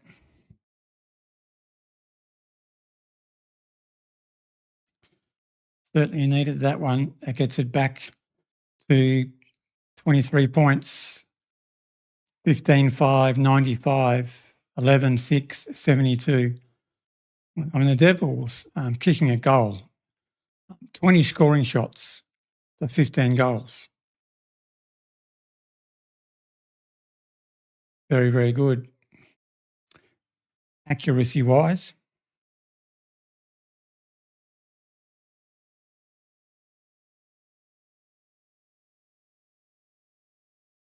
approaching the 20-minute mark of the third quarter.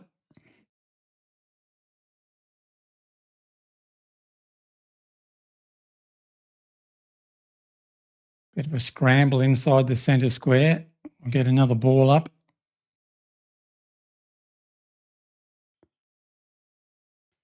And Cam Owens winning the taps. And the Devils are going forward. Hugh Dixon on his right foot. Here we go. Goal coming up for Devils. Another goal to the Devils. Who was that? Lockie Hay. Lockie Hay. That's his second, I think. So the Devils, they skip away again. Back to 5 goals. Another momentum shift.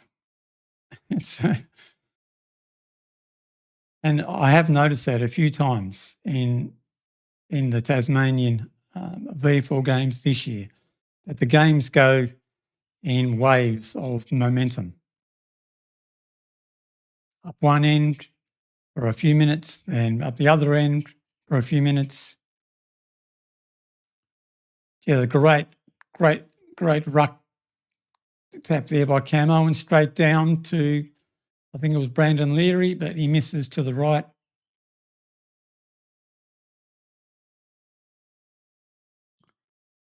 It's the Devils' first behind for a while. 30 points of difference.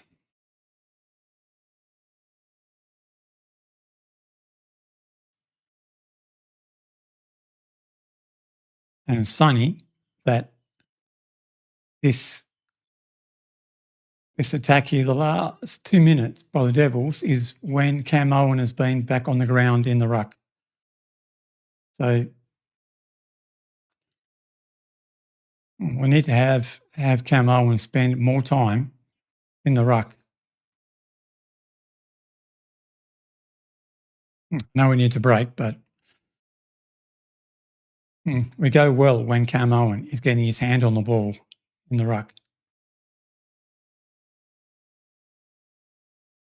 Sandringham go forward and they miss point.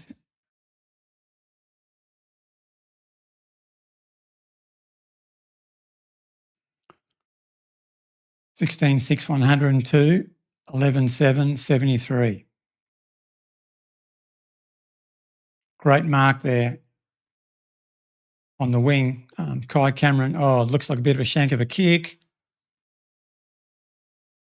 The high tackle with the Devils? No, the umpire didn't pay a high tackle in the middle of the ground there at the Devils. So Sandringham are going forward. They're going to go inside 50. There's loose men everywhere.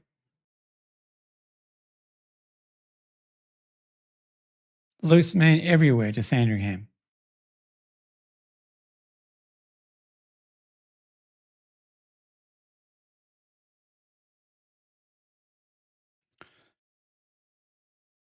So Sandringham are going to have a shot at goal here from very close to the boundary line. Probably going to kick from about 40 metres out from goal.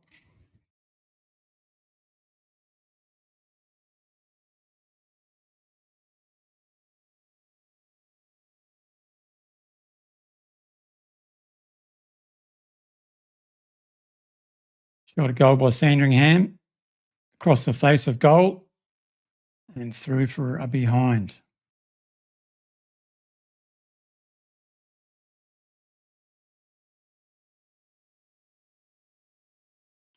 (102-74). The Devils come out of defence. Ball was touched over the line for a boundary throw-in on the half-back flank for the Devils.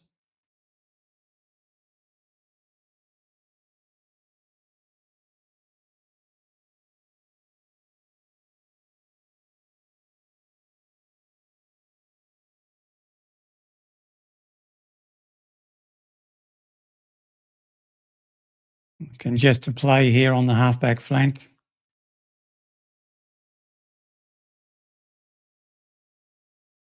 Some of these umpires wait a long time to blow the whistle for a ball up.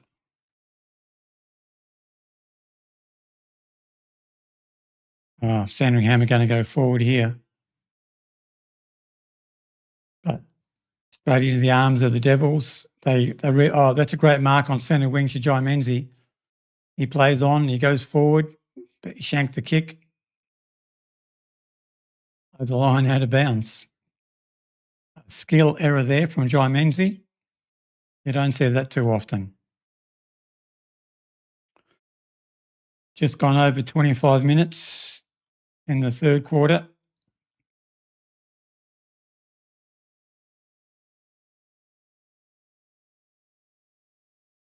Sandringham have turned it over. A lasso free kick, the Devils, on the half-forward flank. His left footer, Harry Bales, goes long inside 50. Big pack. Oh, shirt front there. That's going to be a throw, isn't it? No. Going to be a ball up. About 15 metres out from the Devils' goal, directly in front. What can the Devils do here?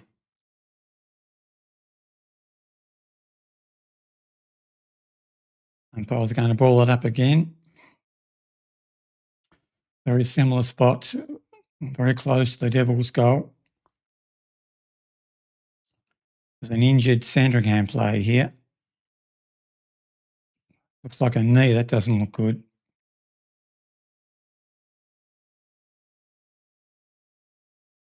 That's not good. This guy, number 4, I don't know who it is, but he's done his knee.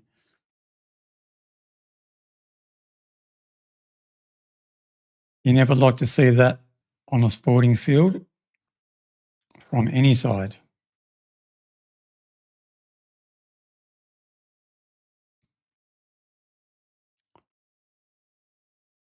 So at the moment, the Devils are 28 points in front. We've just gone to 27-minute mark of the third quarter. This is going to be a long quarter now. We're probably going to have a 5-minute delay here, you would think. The teams are getting into their huddles.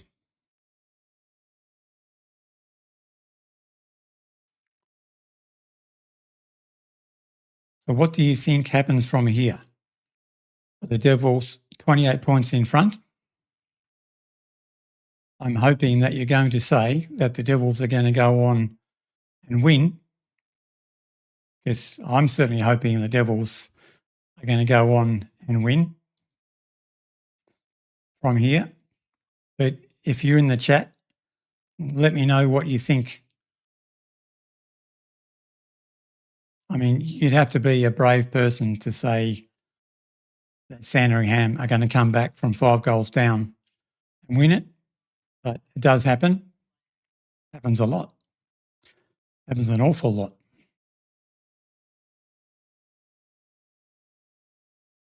Just watching this poor guy here from Sandringham being helped off the field. Looks like he's got a bad knee injury.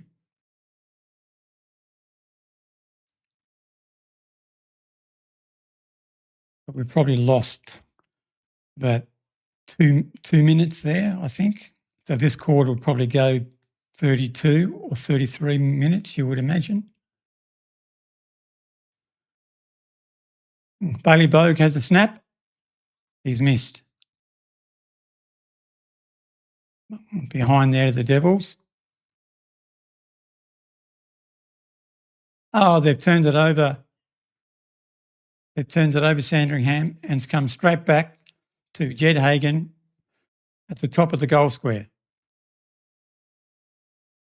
So this, you would think, will be a certain goal to the Devils, and they should put them out to the biggest lead of the game so far. He's kicked it. Another goal to the Devils. And the Devils, they skip away again. 17-7, 109 to 11-8, 74. Devils by 35 points. Well, I think we were actually 36 points up at one stage, so we just got it back to a 6-goal lead again.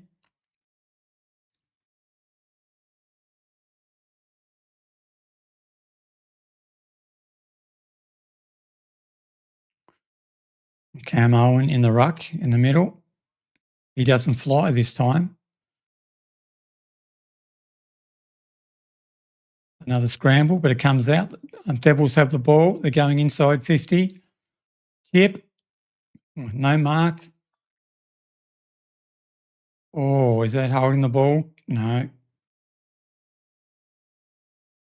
That's good tackling pressure from the Devils inside 50.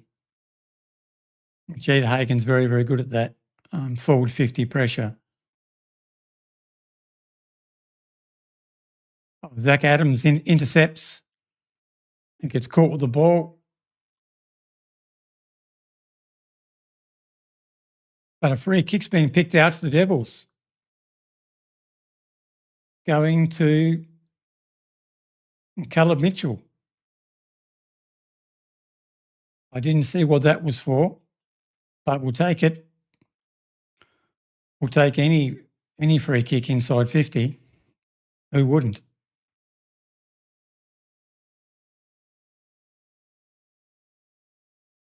He's gone back a long way off the mark here, but he is a long kick.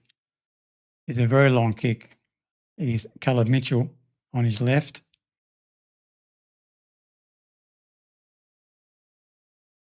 I think it just faded away at the end and gone through for another behind to the Devils.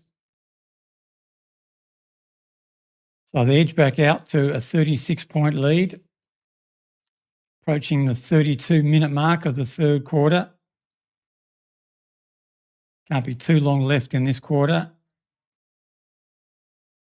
It'd be good if we could stop Sandringham from scoring another goal again this quarter. It's great defending there by the Devils. I think that was Nick Williams, yeah.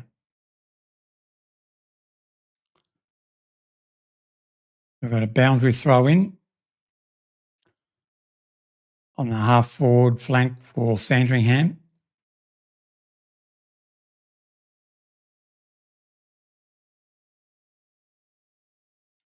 Cam Owen wins that tap, gets it down to Mitchell.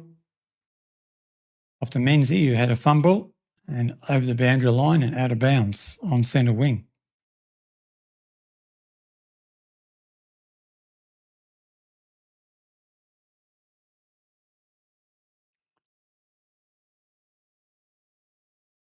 Nearly 33 minutes gone in the third quarter. Free kick to Sandringham. Umpires pluck something out there. Sandringham are off. They go inside 50. And the Devils have given away a free kick for a high tackle in the marking contest. Surely that's not 15. Oh, there's a missed tackle there by the Devils. And Sandringham, they punish us. They find a mark, a free man inside 50. I just said, let's try and not let Sandringham score again before three-quarter time. But it looks like they are going to score. Going to kick from about 45 metres, 40 metres. He's kicked it, I think. Late goals in quarters. They can come back to hurt you, late goals in quarters. 12.880 Sandringham to Tasmania 17.8 110. Back to 30 points. We've gone over 34 minutes in this last quarter, third quarter. There can't be too long left. We probably lost 2 minutes with that poor guy going off with a knee injury.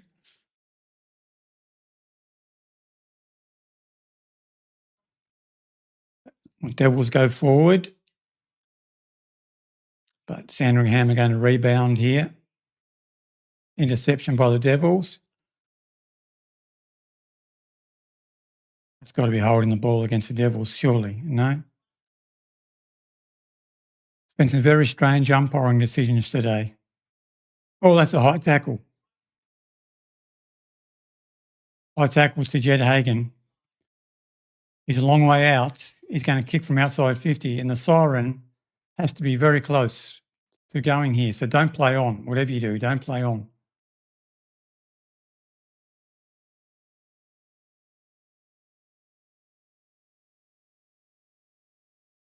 "35.5 minutes gone." Jed Hagan.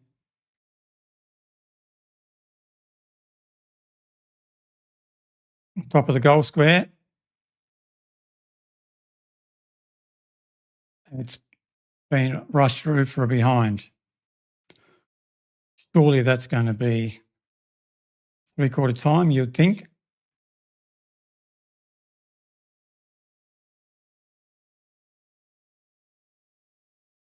"31 points the difference."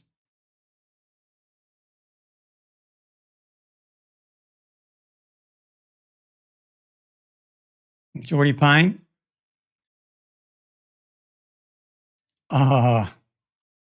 Been a mark. There's a mark right next to the behind post by Jai Menzies. He's going to be on the toughest of angles, especially for a right footer. What's he going to do here? He's going on his left.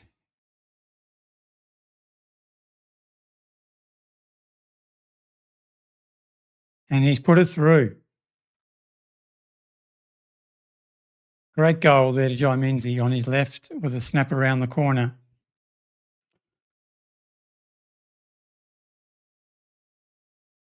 That's a big dagger in the heart for Sandringham, right on the three-quarter time siren. So at three-quarter time, it's the Devils, 18 goals, 9, 117, leading Sandringham, 12 goals, 8, 80. 37-point lead at three-quarter time. Well, it's going to be fairly tough from Sandringham to come back from here, you would think.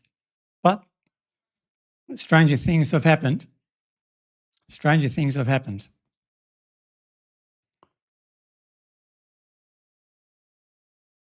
If you're in the stream, let me know who you thought were the Devils' best players in that quarter. I mean, for me, Cam Owen made a big difference there when he came on the ground. He gets his hand on the ball first in the ruck, and he gives our small guys around the stoppages first chance of the ball.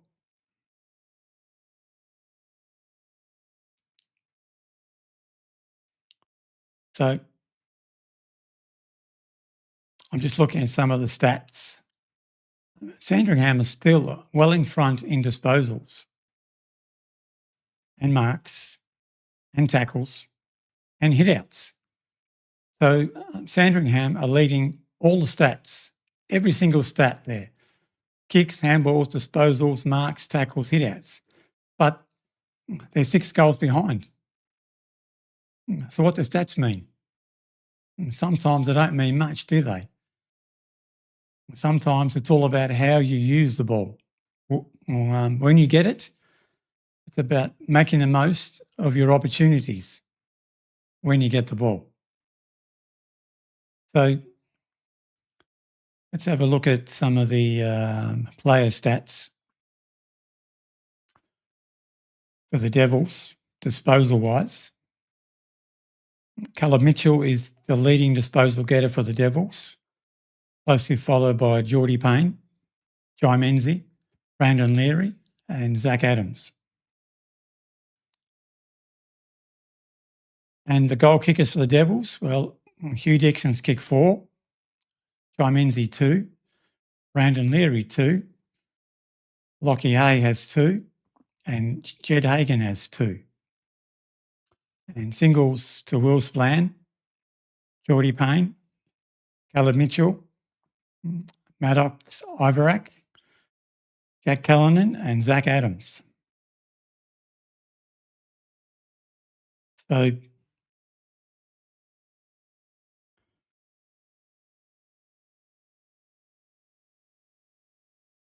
I don't know if Sandringham have any surprises up their sleeve here for the Devils, or if the Devils can hold on from here.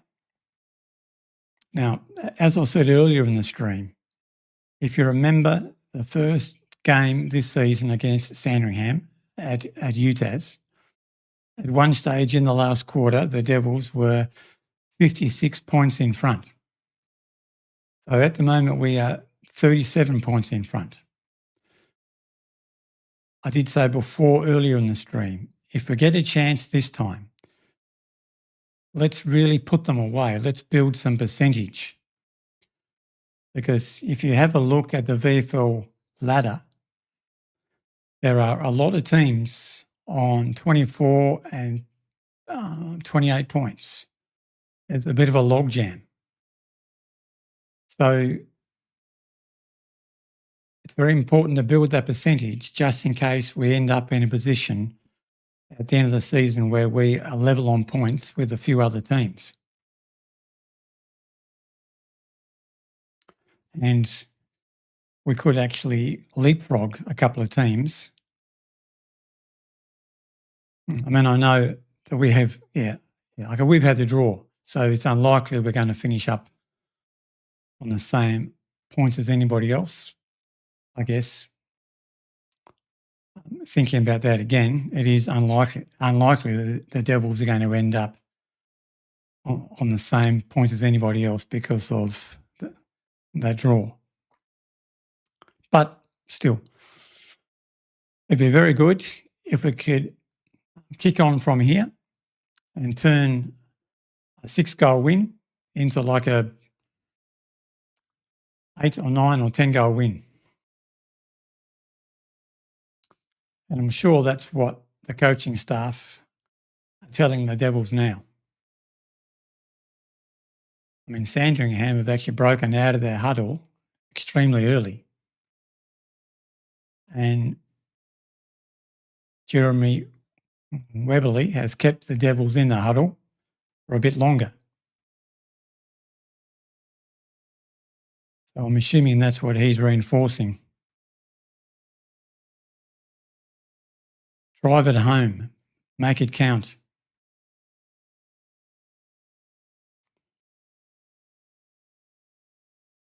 One other good thing here for the Devils that they haven't done in previous games is they've been extremely accurate in front of goal. It's been a bit of a problem so far this year for the Devils is goal kicking accuracy. 18 goals, 9. So they're kicking at like a 66% accuracy, which is pretty good.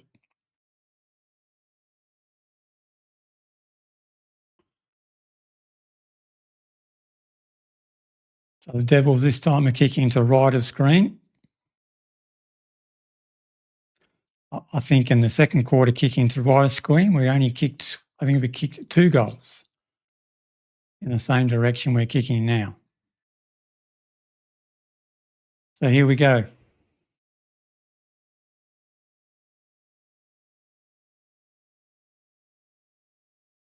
18-9, 117, the Devils, to Sandringham, 12 goals, 8, 80.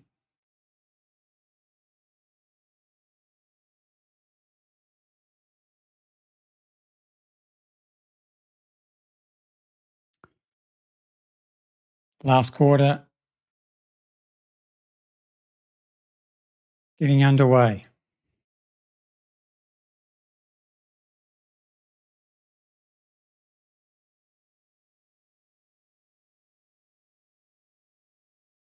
Been a long delay here by these umpires.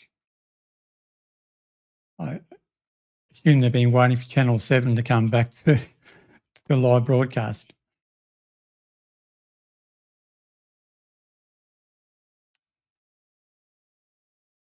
So Sandringham are going forward.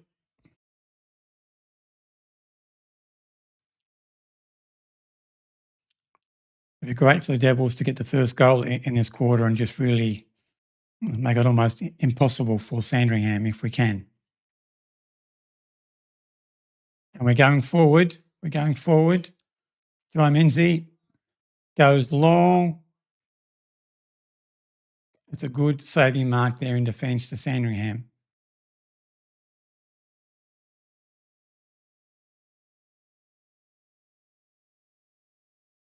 Sandringham go out to centre wing.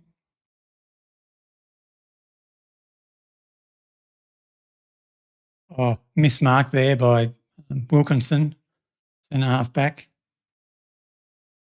Scramble ball going forward for the Devils. Ivarak has a shot at goal and just bounces the wrong side of the post. In fact, it doesn't go through, it stays in. So Sandringham live to fight another day there.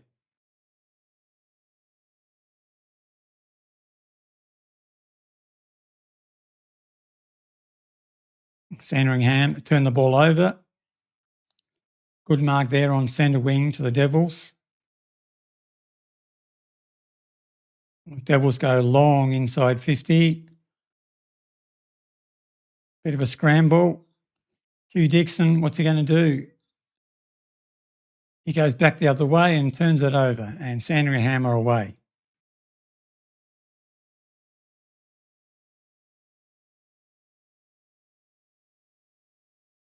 Now Sandringham are out.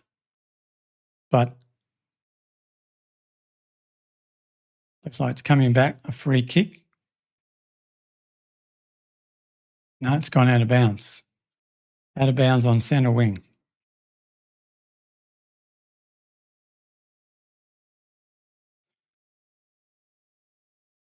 Still Devils by 37 points.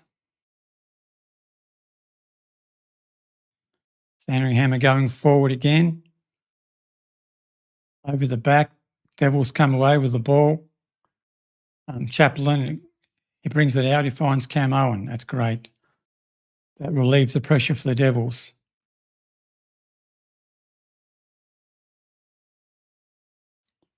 But Devils are caught holding the ball.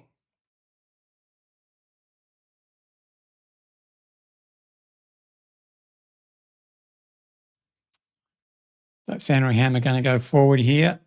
They go deep inside 50 and they're taking an uncontested mark. How does that happen? There's three Devils players there. Uncontested mark.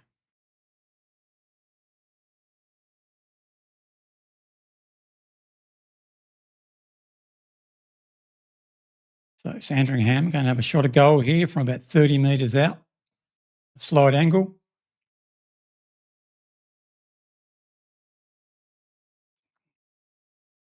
They should kick this.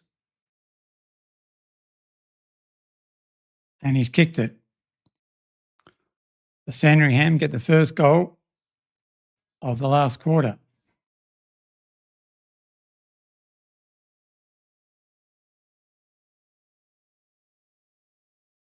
(18-9, 117 to 13-8, 86. 31-point lead to the Devils.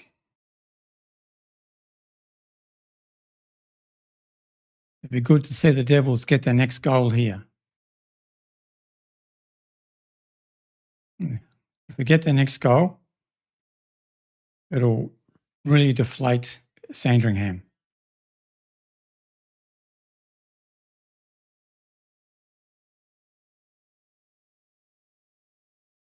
Cam Owen's in the ruck. He wins the tap, but it doesn't go anywhere.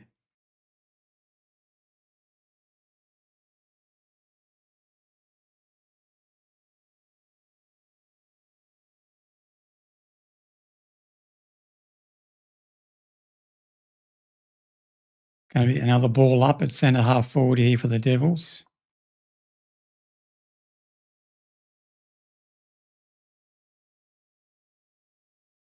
Sandringham come away with the ball. They're winning clearances at the moment, Sandringham.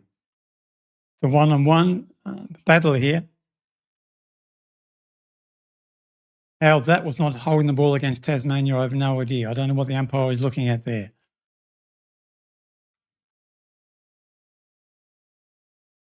Sandringham go deep inside 50 again.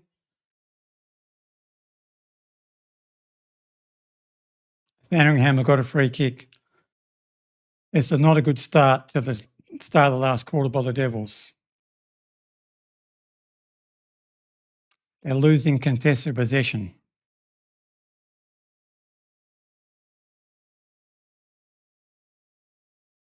So this should get it back to under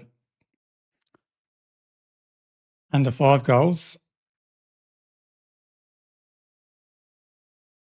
He's kicked it. So Sandringham, they're keeping themselves in the game. Margins back to 25 points. Devils must get the next goal.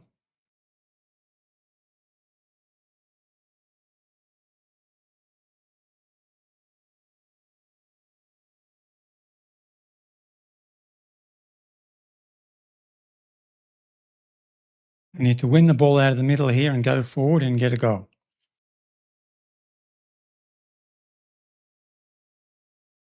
Cam Owen wins the tap, but goes nowhere.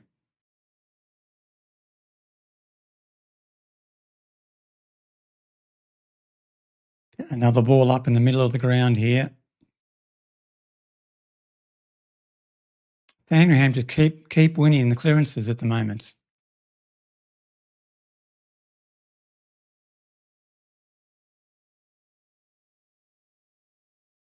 Devils just can't get their hands on the ball.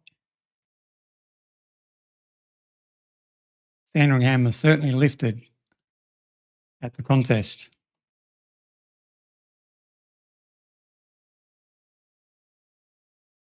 Again.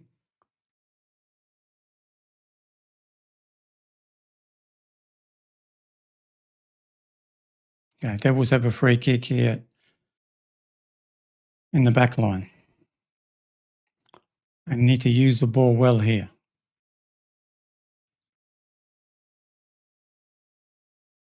The Devils go to centre wing, but intercepted mark there by Sandringham.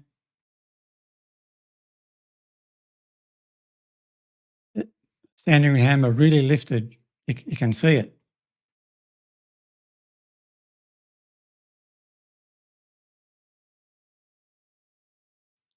Oh, geez, the Devils, they were lucky to get out of that. They just keep making mistakes, the Devils. Another turnover by the Devils. Oh, he breaks a tackle. I think it's gone through for behind. Well, Sandringham are all over the Devils at the moment. It's not been a good start to the quarter by the Devils. 24 points the difference.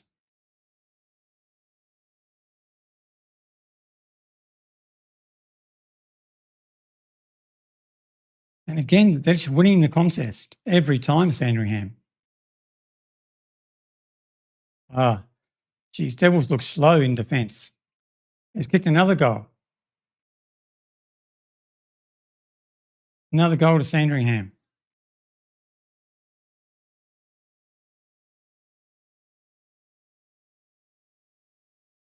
Margins back to 18 points. The Devils have stopped. Sandringham are getting their hands on the ball first, and they're clearing the ball away, going inside 50, and inside the 450, it's open. And the Devils look slow in defence in this quarter.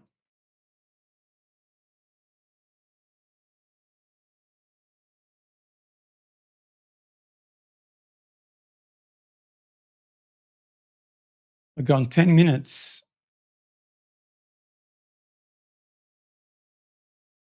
Devils need the next goal. Free kicks the Devils in the centre square. Devils have slowed right down. You can see they're feeling the pressure, I think.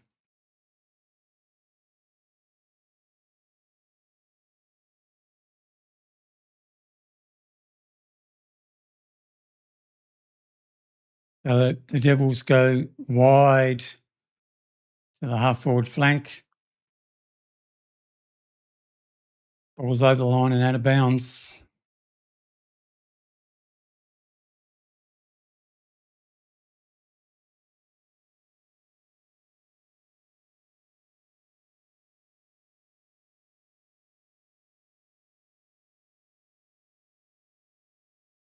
Ball's on the half-forward flank here for Devils. Sandringham's going to get a free kick.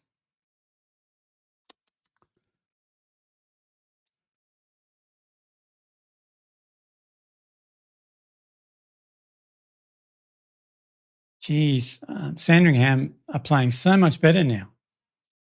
They're using the ball well, and the Devils look all at sea.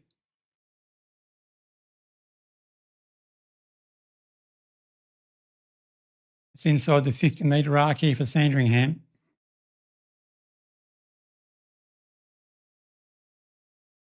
No ruckman there for the Devils. Everything's saying at the moment that the Devils have lost concentration. You can see it.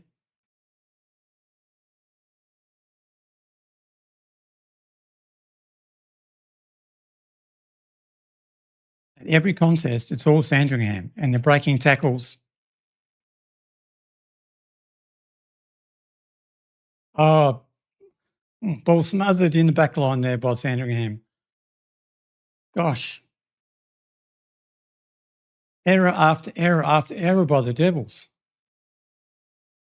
Come on, guys. Lift the intensity. Oh, missed handball.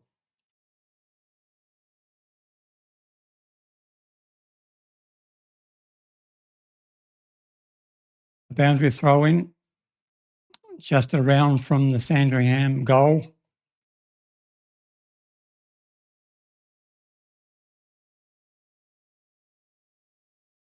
Sandringham right on top in this quarter. And they're going to get a free kick, Sandringham.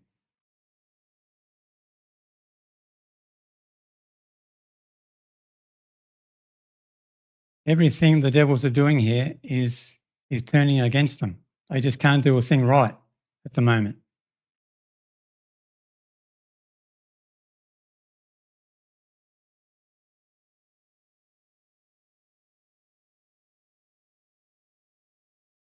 The senior players have to get the group together and get them back on track here. Sandringham have a shot at goal from probably 35 metres out on a 45-degree angle.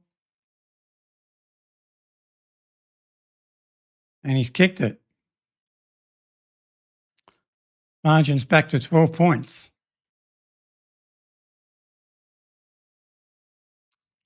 Wow.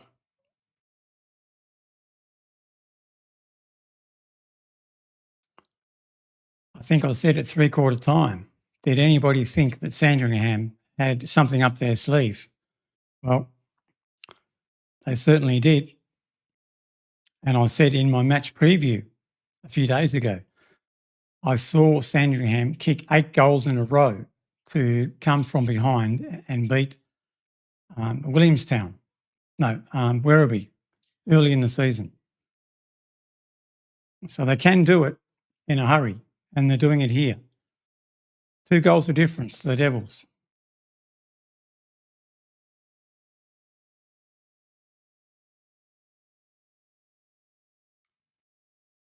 The Devils are going forward.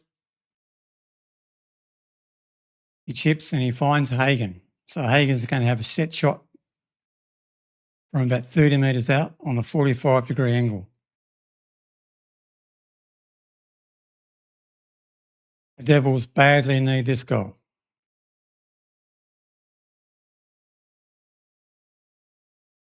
Badly need this goal from Jed Hagan.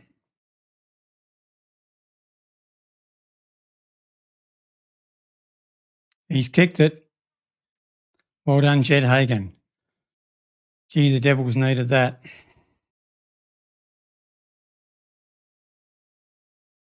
It takes the margin back out to 3 goals. It's a high-scoring game. Both teams scored over 100 points.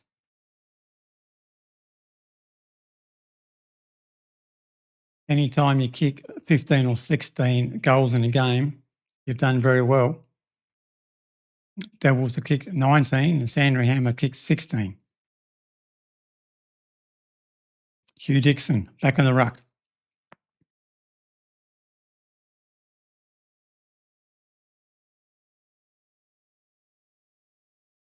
What? What sort of a free kick is that, umpire? That's not a free kick. Gee, they've played some strange free kicks today, these umpires.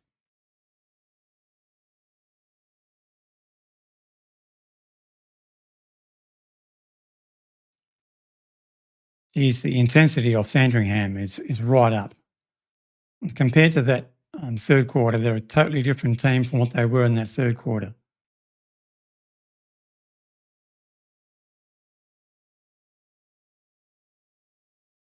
Geordie Payne gets this ball. He finds Wolfsblan on centre wing. Devils go long down towards the forward line.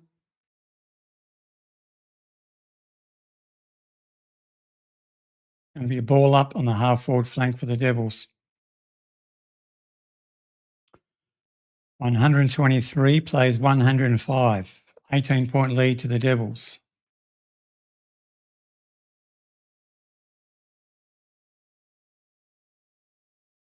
Sandringham come away with the ball. They go back through the middle. The Devils have the ball. Kick smothered. What are the Devils doing? Every time they get the ball, they muck it up. They're just holding the ball. Too slow, Caleb Mitchell. Free kick to Sandringham. They're just all over us in general play. They look energised, Sandringham, and Devils look flat-footed.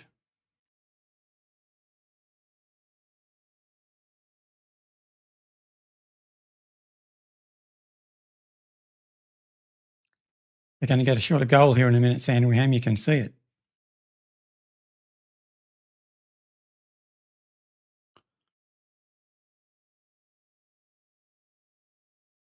They've got to hang on here, the Devils. They've got to defend well here.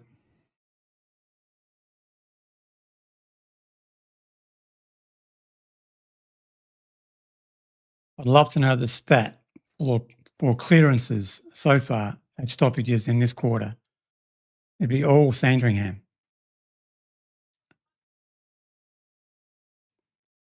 Flying shot of goal there by Sandringham, through for a behind.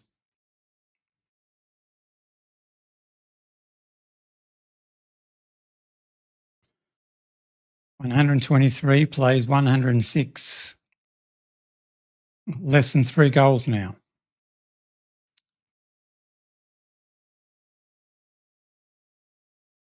Oh, that's a great mark there to Will Splan again. He goes quickly, puts it out in front of Beekoff Smart, I think it was. He goes forward, finds Jai Cameron, has a shot. He's kicked it. Jai Cameron's kicked an amazing goal on his left foot from the boundary line. Wow. That's totally against the run of play. But it's a great goal from Jai Cameron on his left.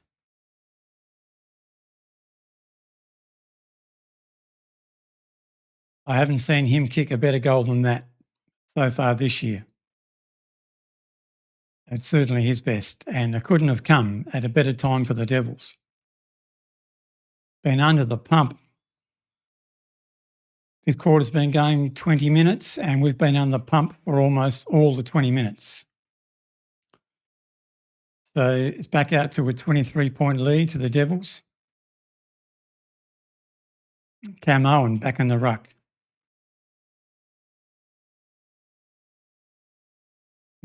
Devils going forward. Leary goes inside 50, intercepting mark to Sandringham. And they are moving the ball very quickly now, but he's turned it over. Straight to Caleb Mitchell. Caleb Mitchell goes long on his left into the pocket, and a great mark to Hugh Dixon. He's such a great one-on-one player, is Hugh Dixon. He's so hard to beat like that. He is a left footer though, so he's not on a great angle here for a left footer. He's on the wrong side. But even a point here would be handy because it make the difference. 4 goals.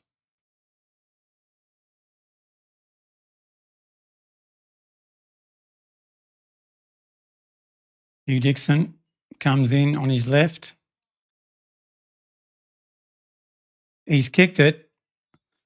I think that's about it. Well, the Devils have made hard work of it, but they're now out to a 29-point lead. And it means Sandringham have to kick 5 goals in 10 minutes, which is possible. But yeah, that's right, Riley. 235 points. It's actually more now. It's 241 points combined in this game. Well spotted. You don't see too many games of AFL or VFL where both teams are over 100 and where it's over 240 combined. That's for sure. So the ball's in the forward 50 here for Sandringham.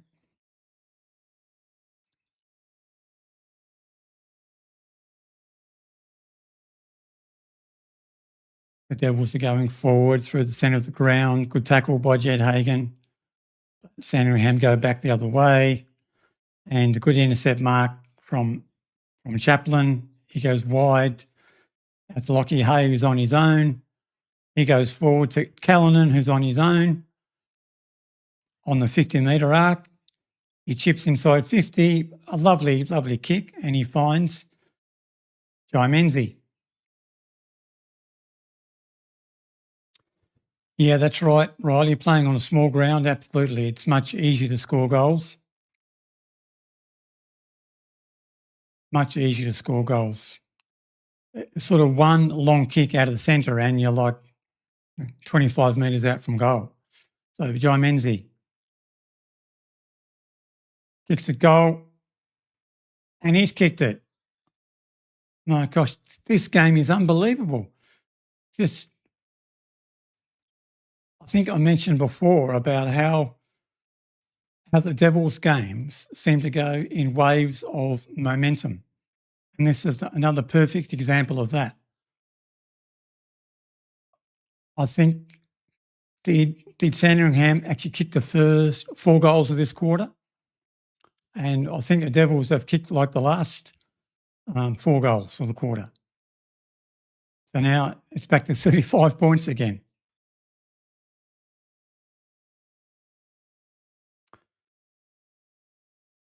So we're approaching the 25-minute mark of the final quarter, and the Devils back out to 35 points.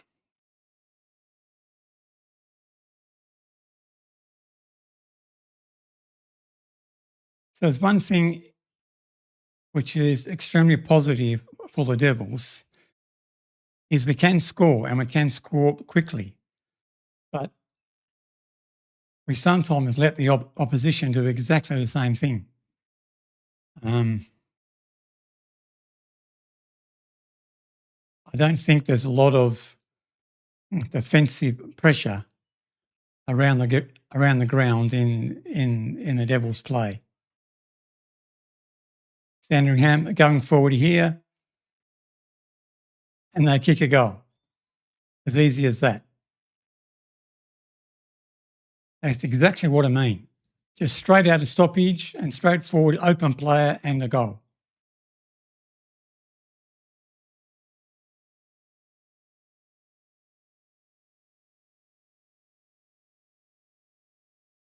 Very high scoring game. But I will say that, I think we saw those stats at 3/4 time, and those stats showed that Sandringham were in front in every single stat. So just means the Devils are making the most of their opportunities when they get them.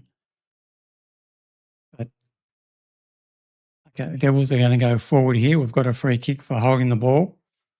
So the Devils are going to go inside 50. Bailey Bogue goes wide inside 50. A few Devils there.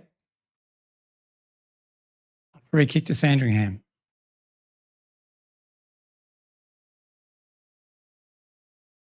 $29 points the difference in favour of the Devils. Sandringham a switching play.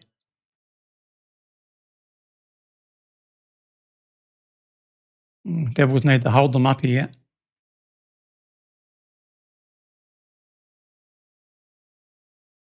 Devils need to win this contest and need to hold the ball up. Oh, see. They're just breaking tackles, Sandringham. Look, breaking tackle after tackle after tackle.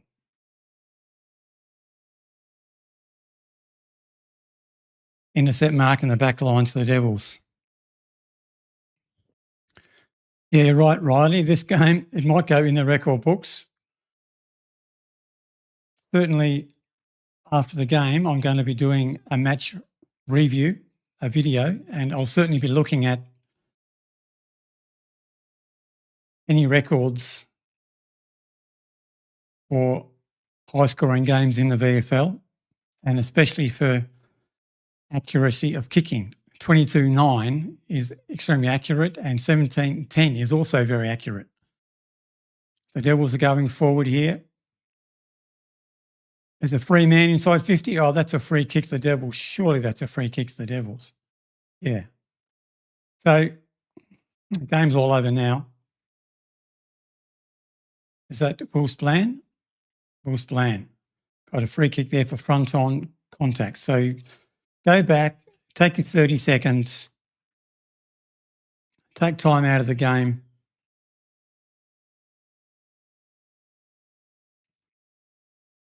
That's right, Riley. It is a true 1980s, 1990s scoreboard. What can Wolf's plan do here? I think he's kicked it. He has kicked it. Well done, Wolf's plan. It is certainly a high-scoring game. My gosh, I can't believe it. 22 goals, 9, 147 to 17-10, 112. I can't remember the last time I saw a score of almost 150.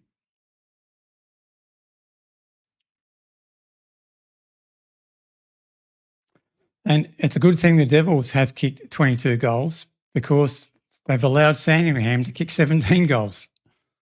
Normally, in most games, if you kick 17 goals, you're going to win the game.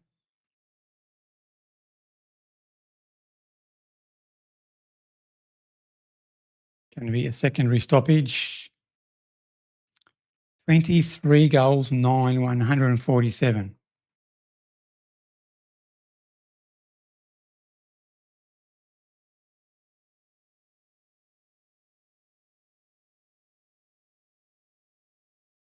Ball's on the half back line here for the Devils. They got possession up to the centre wing. Over the back, Sandringham win it. Oh, coming to the middle. Rory Wright goes long inside 50.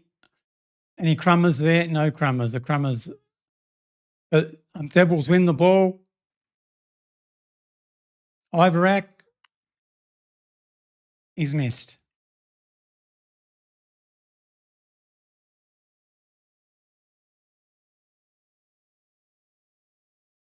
$23.10, 148. Can we get to the 150? It'd be nice to get to 150. Approaching the 31st minute mark of the last quarter.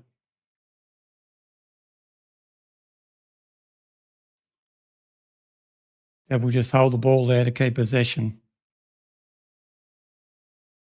But this last quarter has been extremely open. Up and back. Out of bounds on the full. It's going to be a free kick on the half-back flank for the Devils. 31 minutes is gone. But it's been a high-scoring quarter, so you would expect maybe 33 minutes maybe in this last quarter.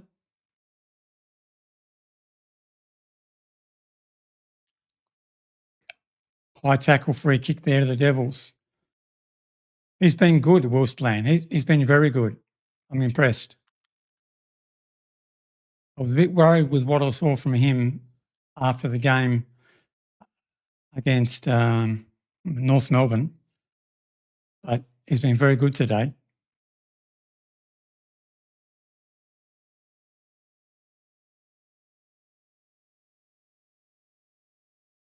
$32 gone.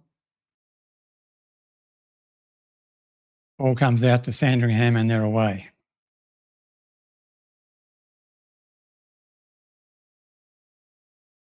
Interception by the Devils. There's the siren. Devils get the win. Devils get the win. 23 goals, 10, 148. To 17 goals, 10, 112. 36-point win to the Devils.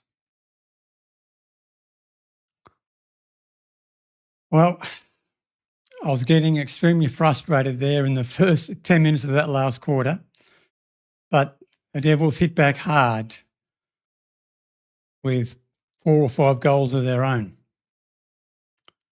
to come away with a 36-point win. An enjoyable game, a very enjoyable game, very open game.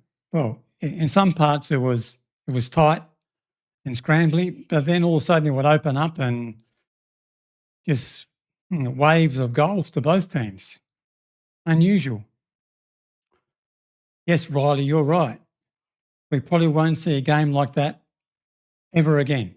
Well, you can't say ever again, but we probably won't see a game like that for a long time. And to be honest with you, it's not good for the heart, those sort of games where it's just so back and forth like that. It's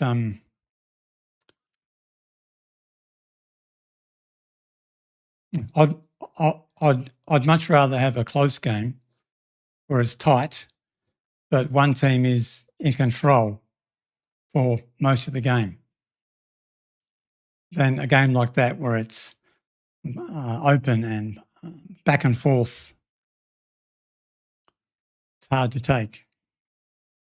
But that is the style of play that the Devils are trying to play. They're trying to play an open handball play-on style of game, but they get the ball wide and then they switch it into the middle and then go long with handballs, chain of handballs into the forward line.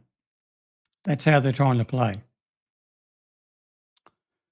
So there we go. A big win for the Devils by 36 points. And I'll have to check the ladder. I haven't got it here, but I would assume that we are going to move up. We're going to move up for sure. So I'll be doing a match review after the game. I'll probably release that video tomorrow or Tuesday because it's a Sunday game today, but we'll see. So keep a lookout for that match review video. Thanks for joining, and I'll catch you soon. In the meantime, as we always say, go Devils.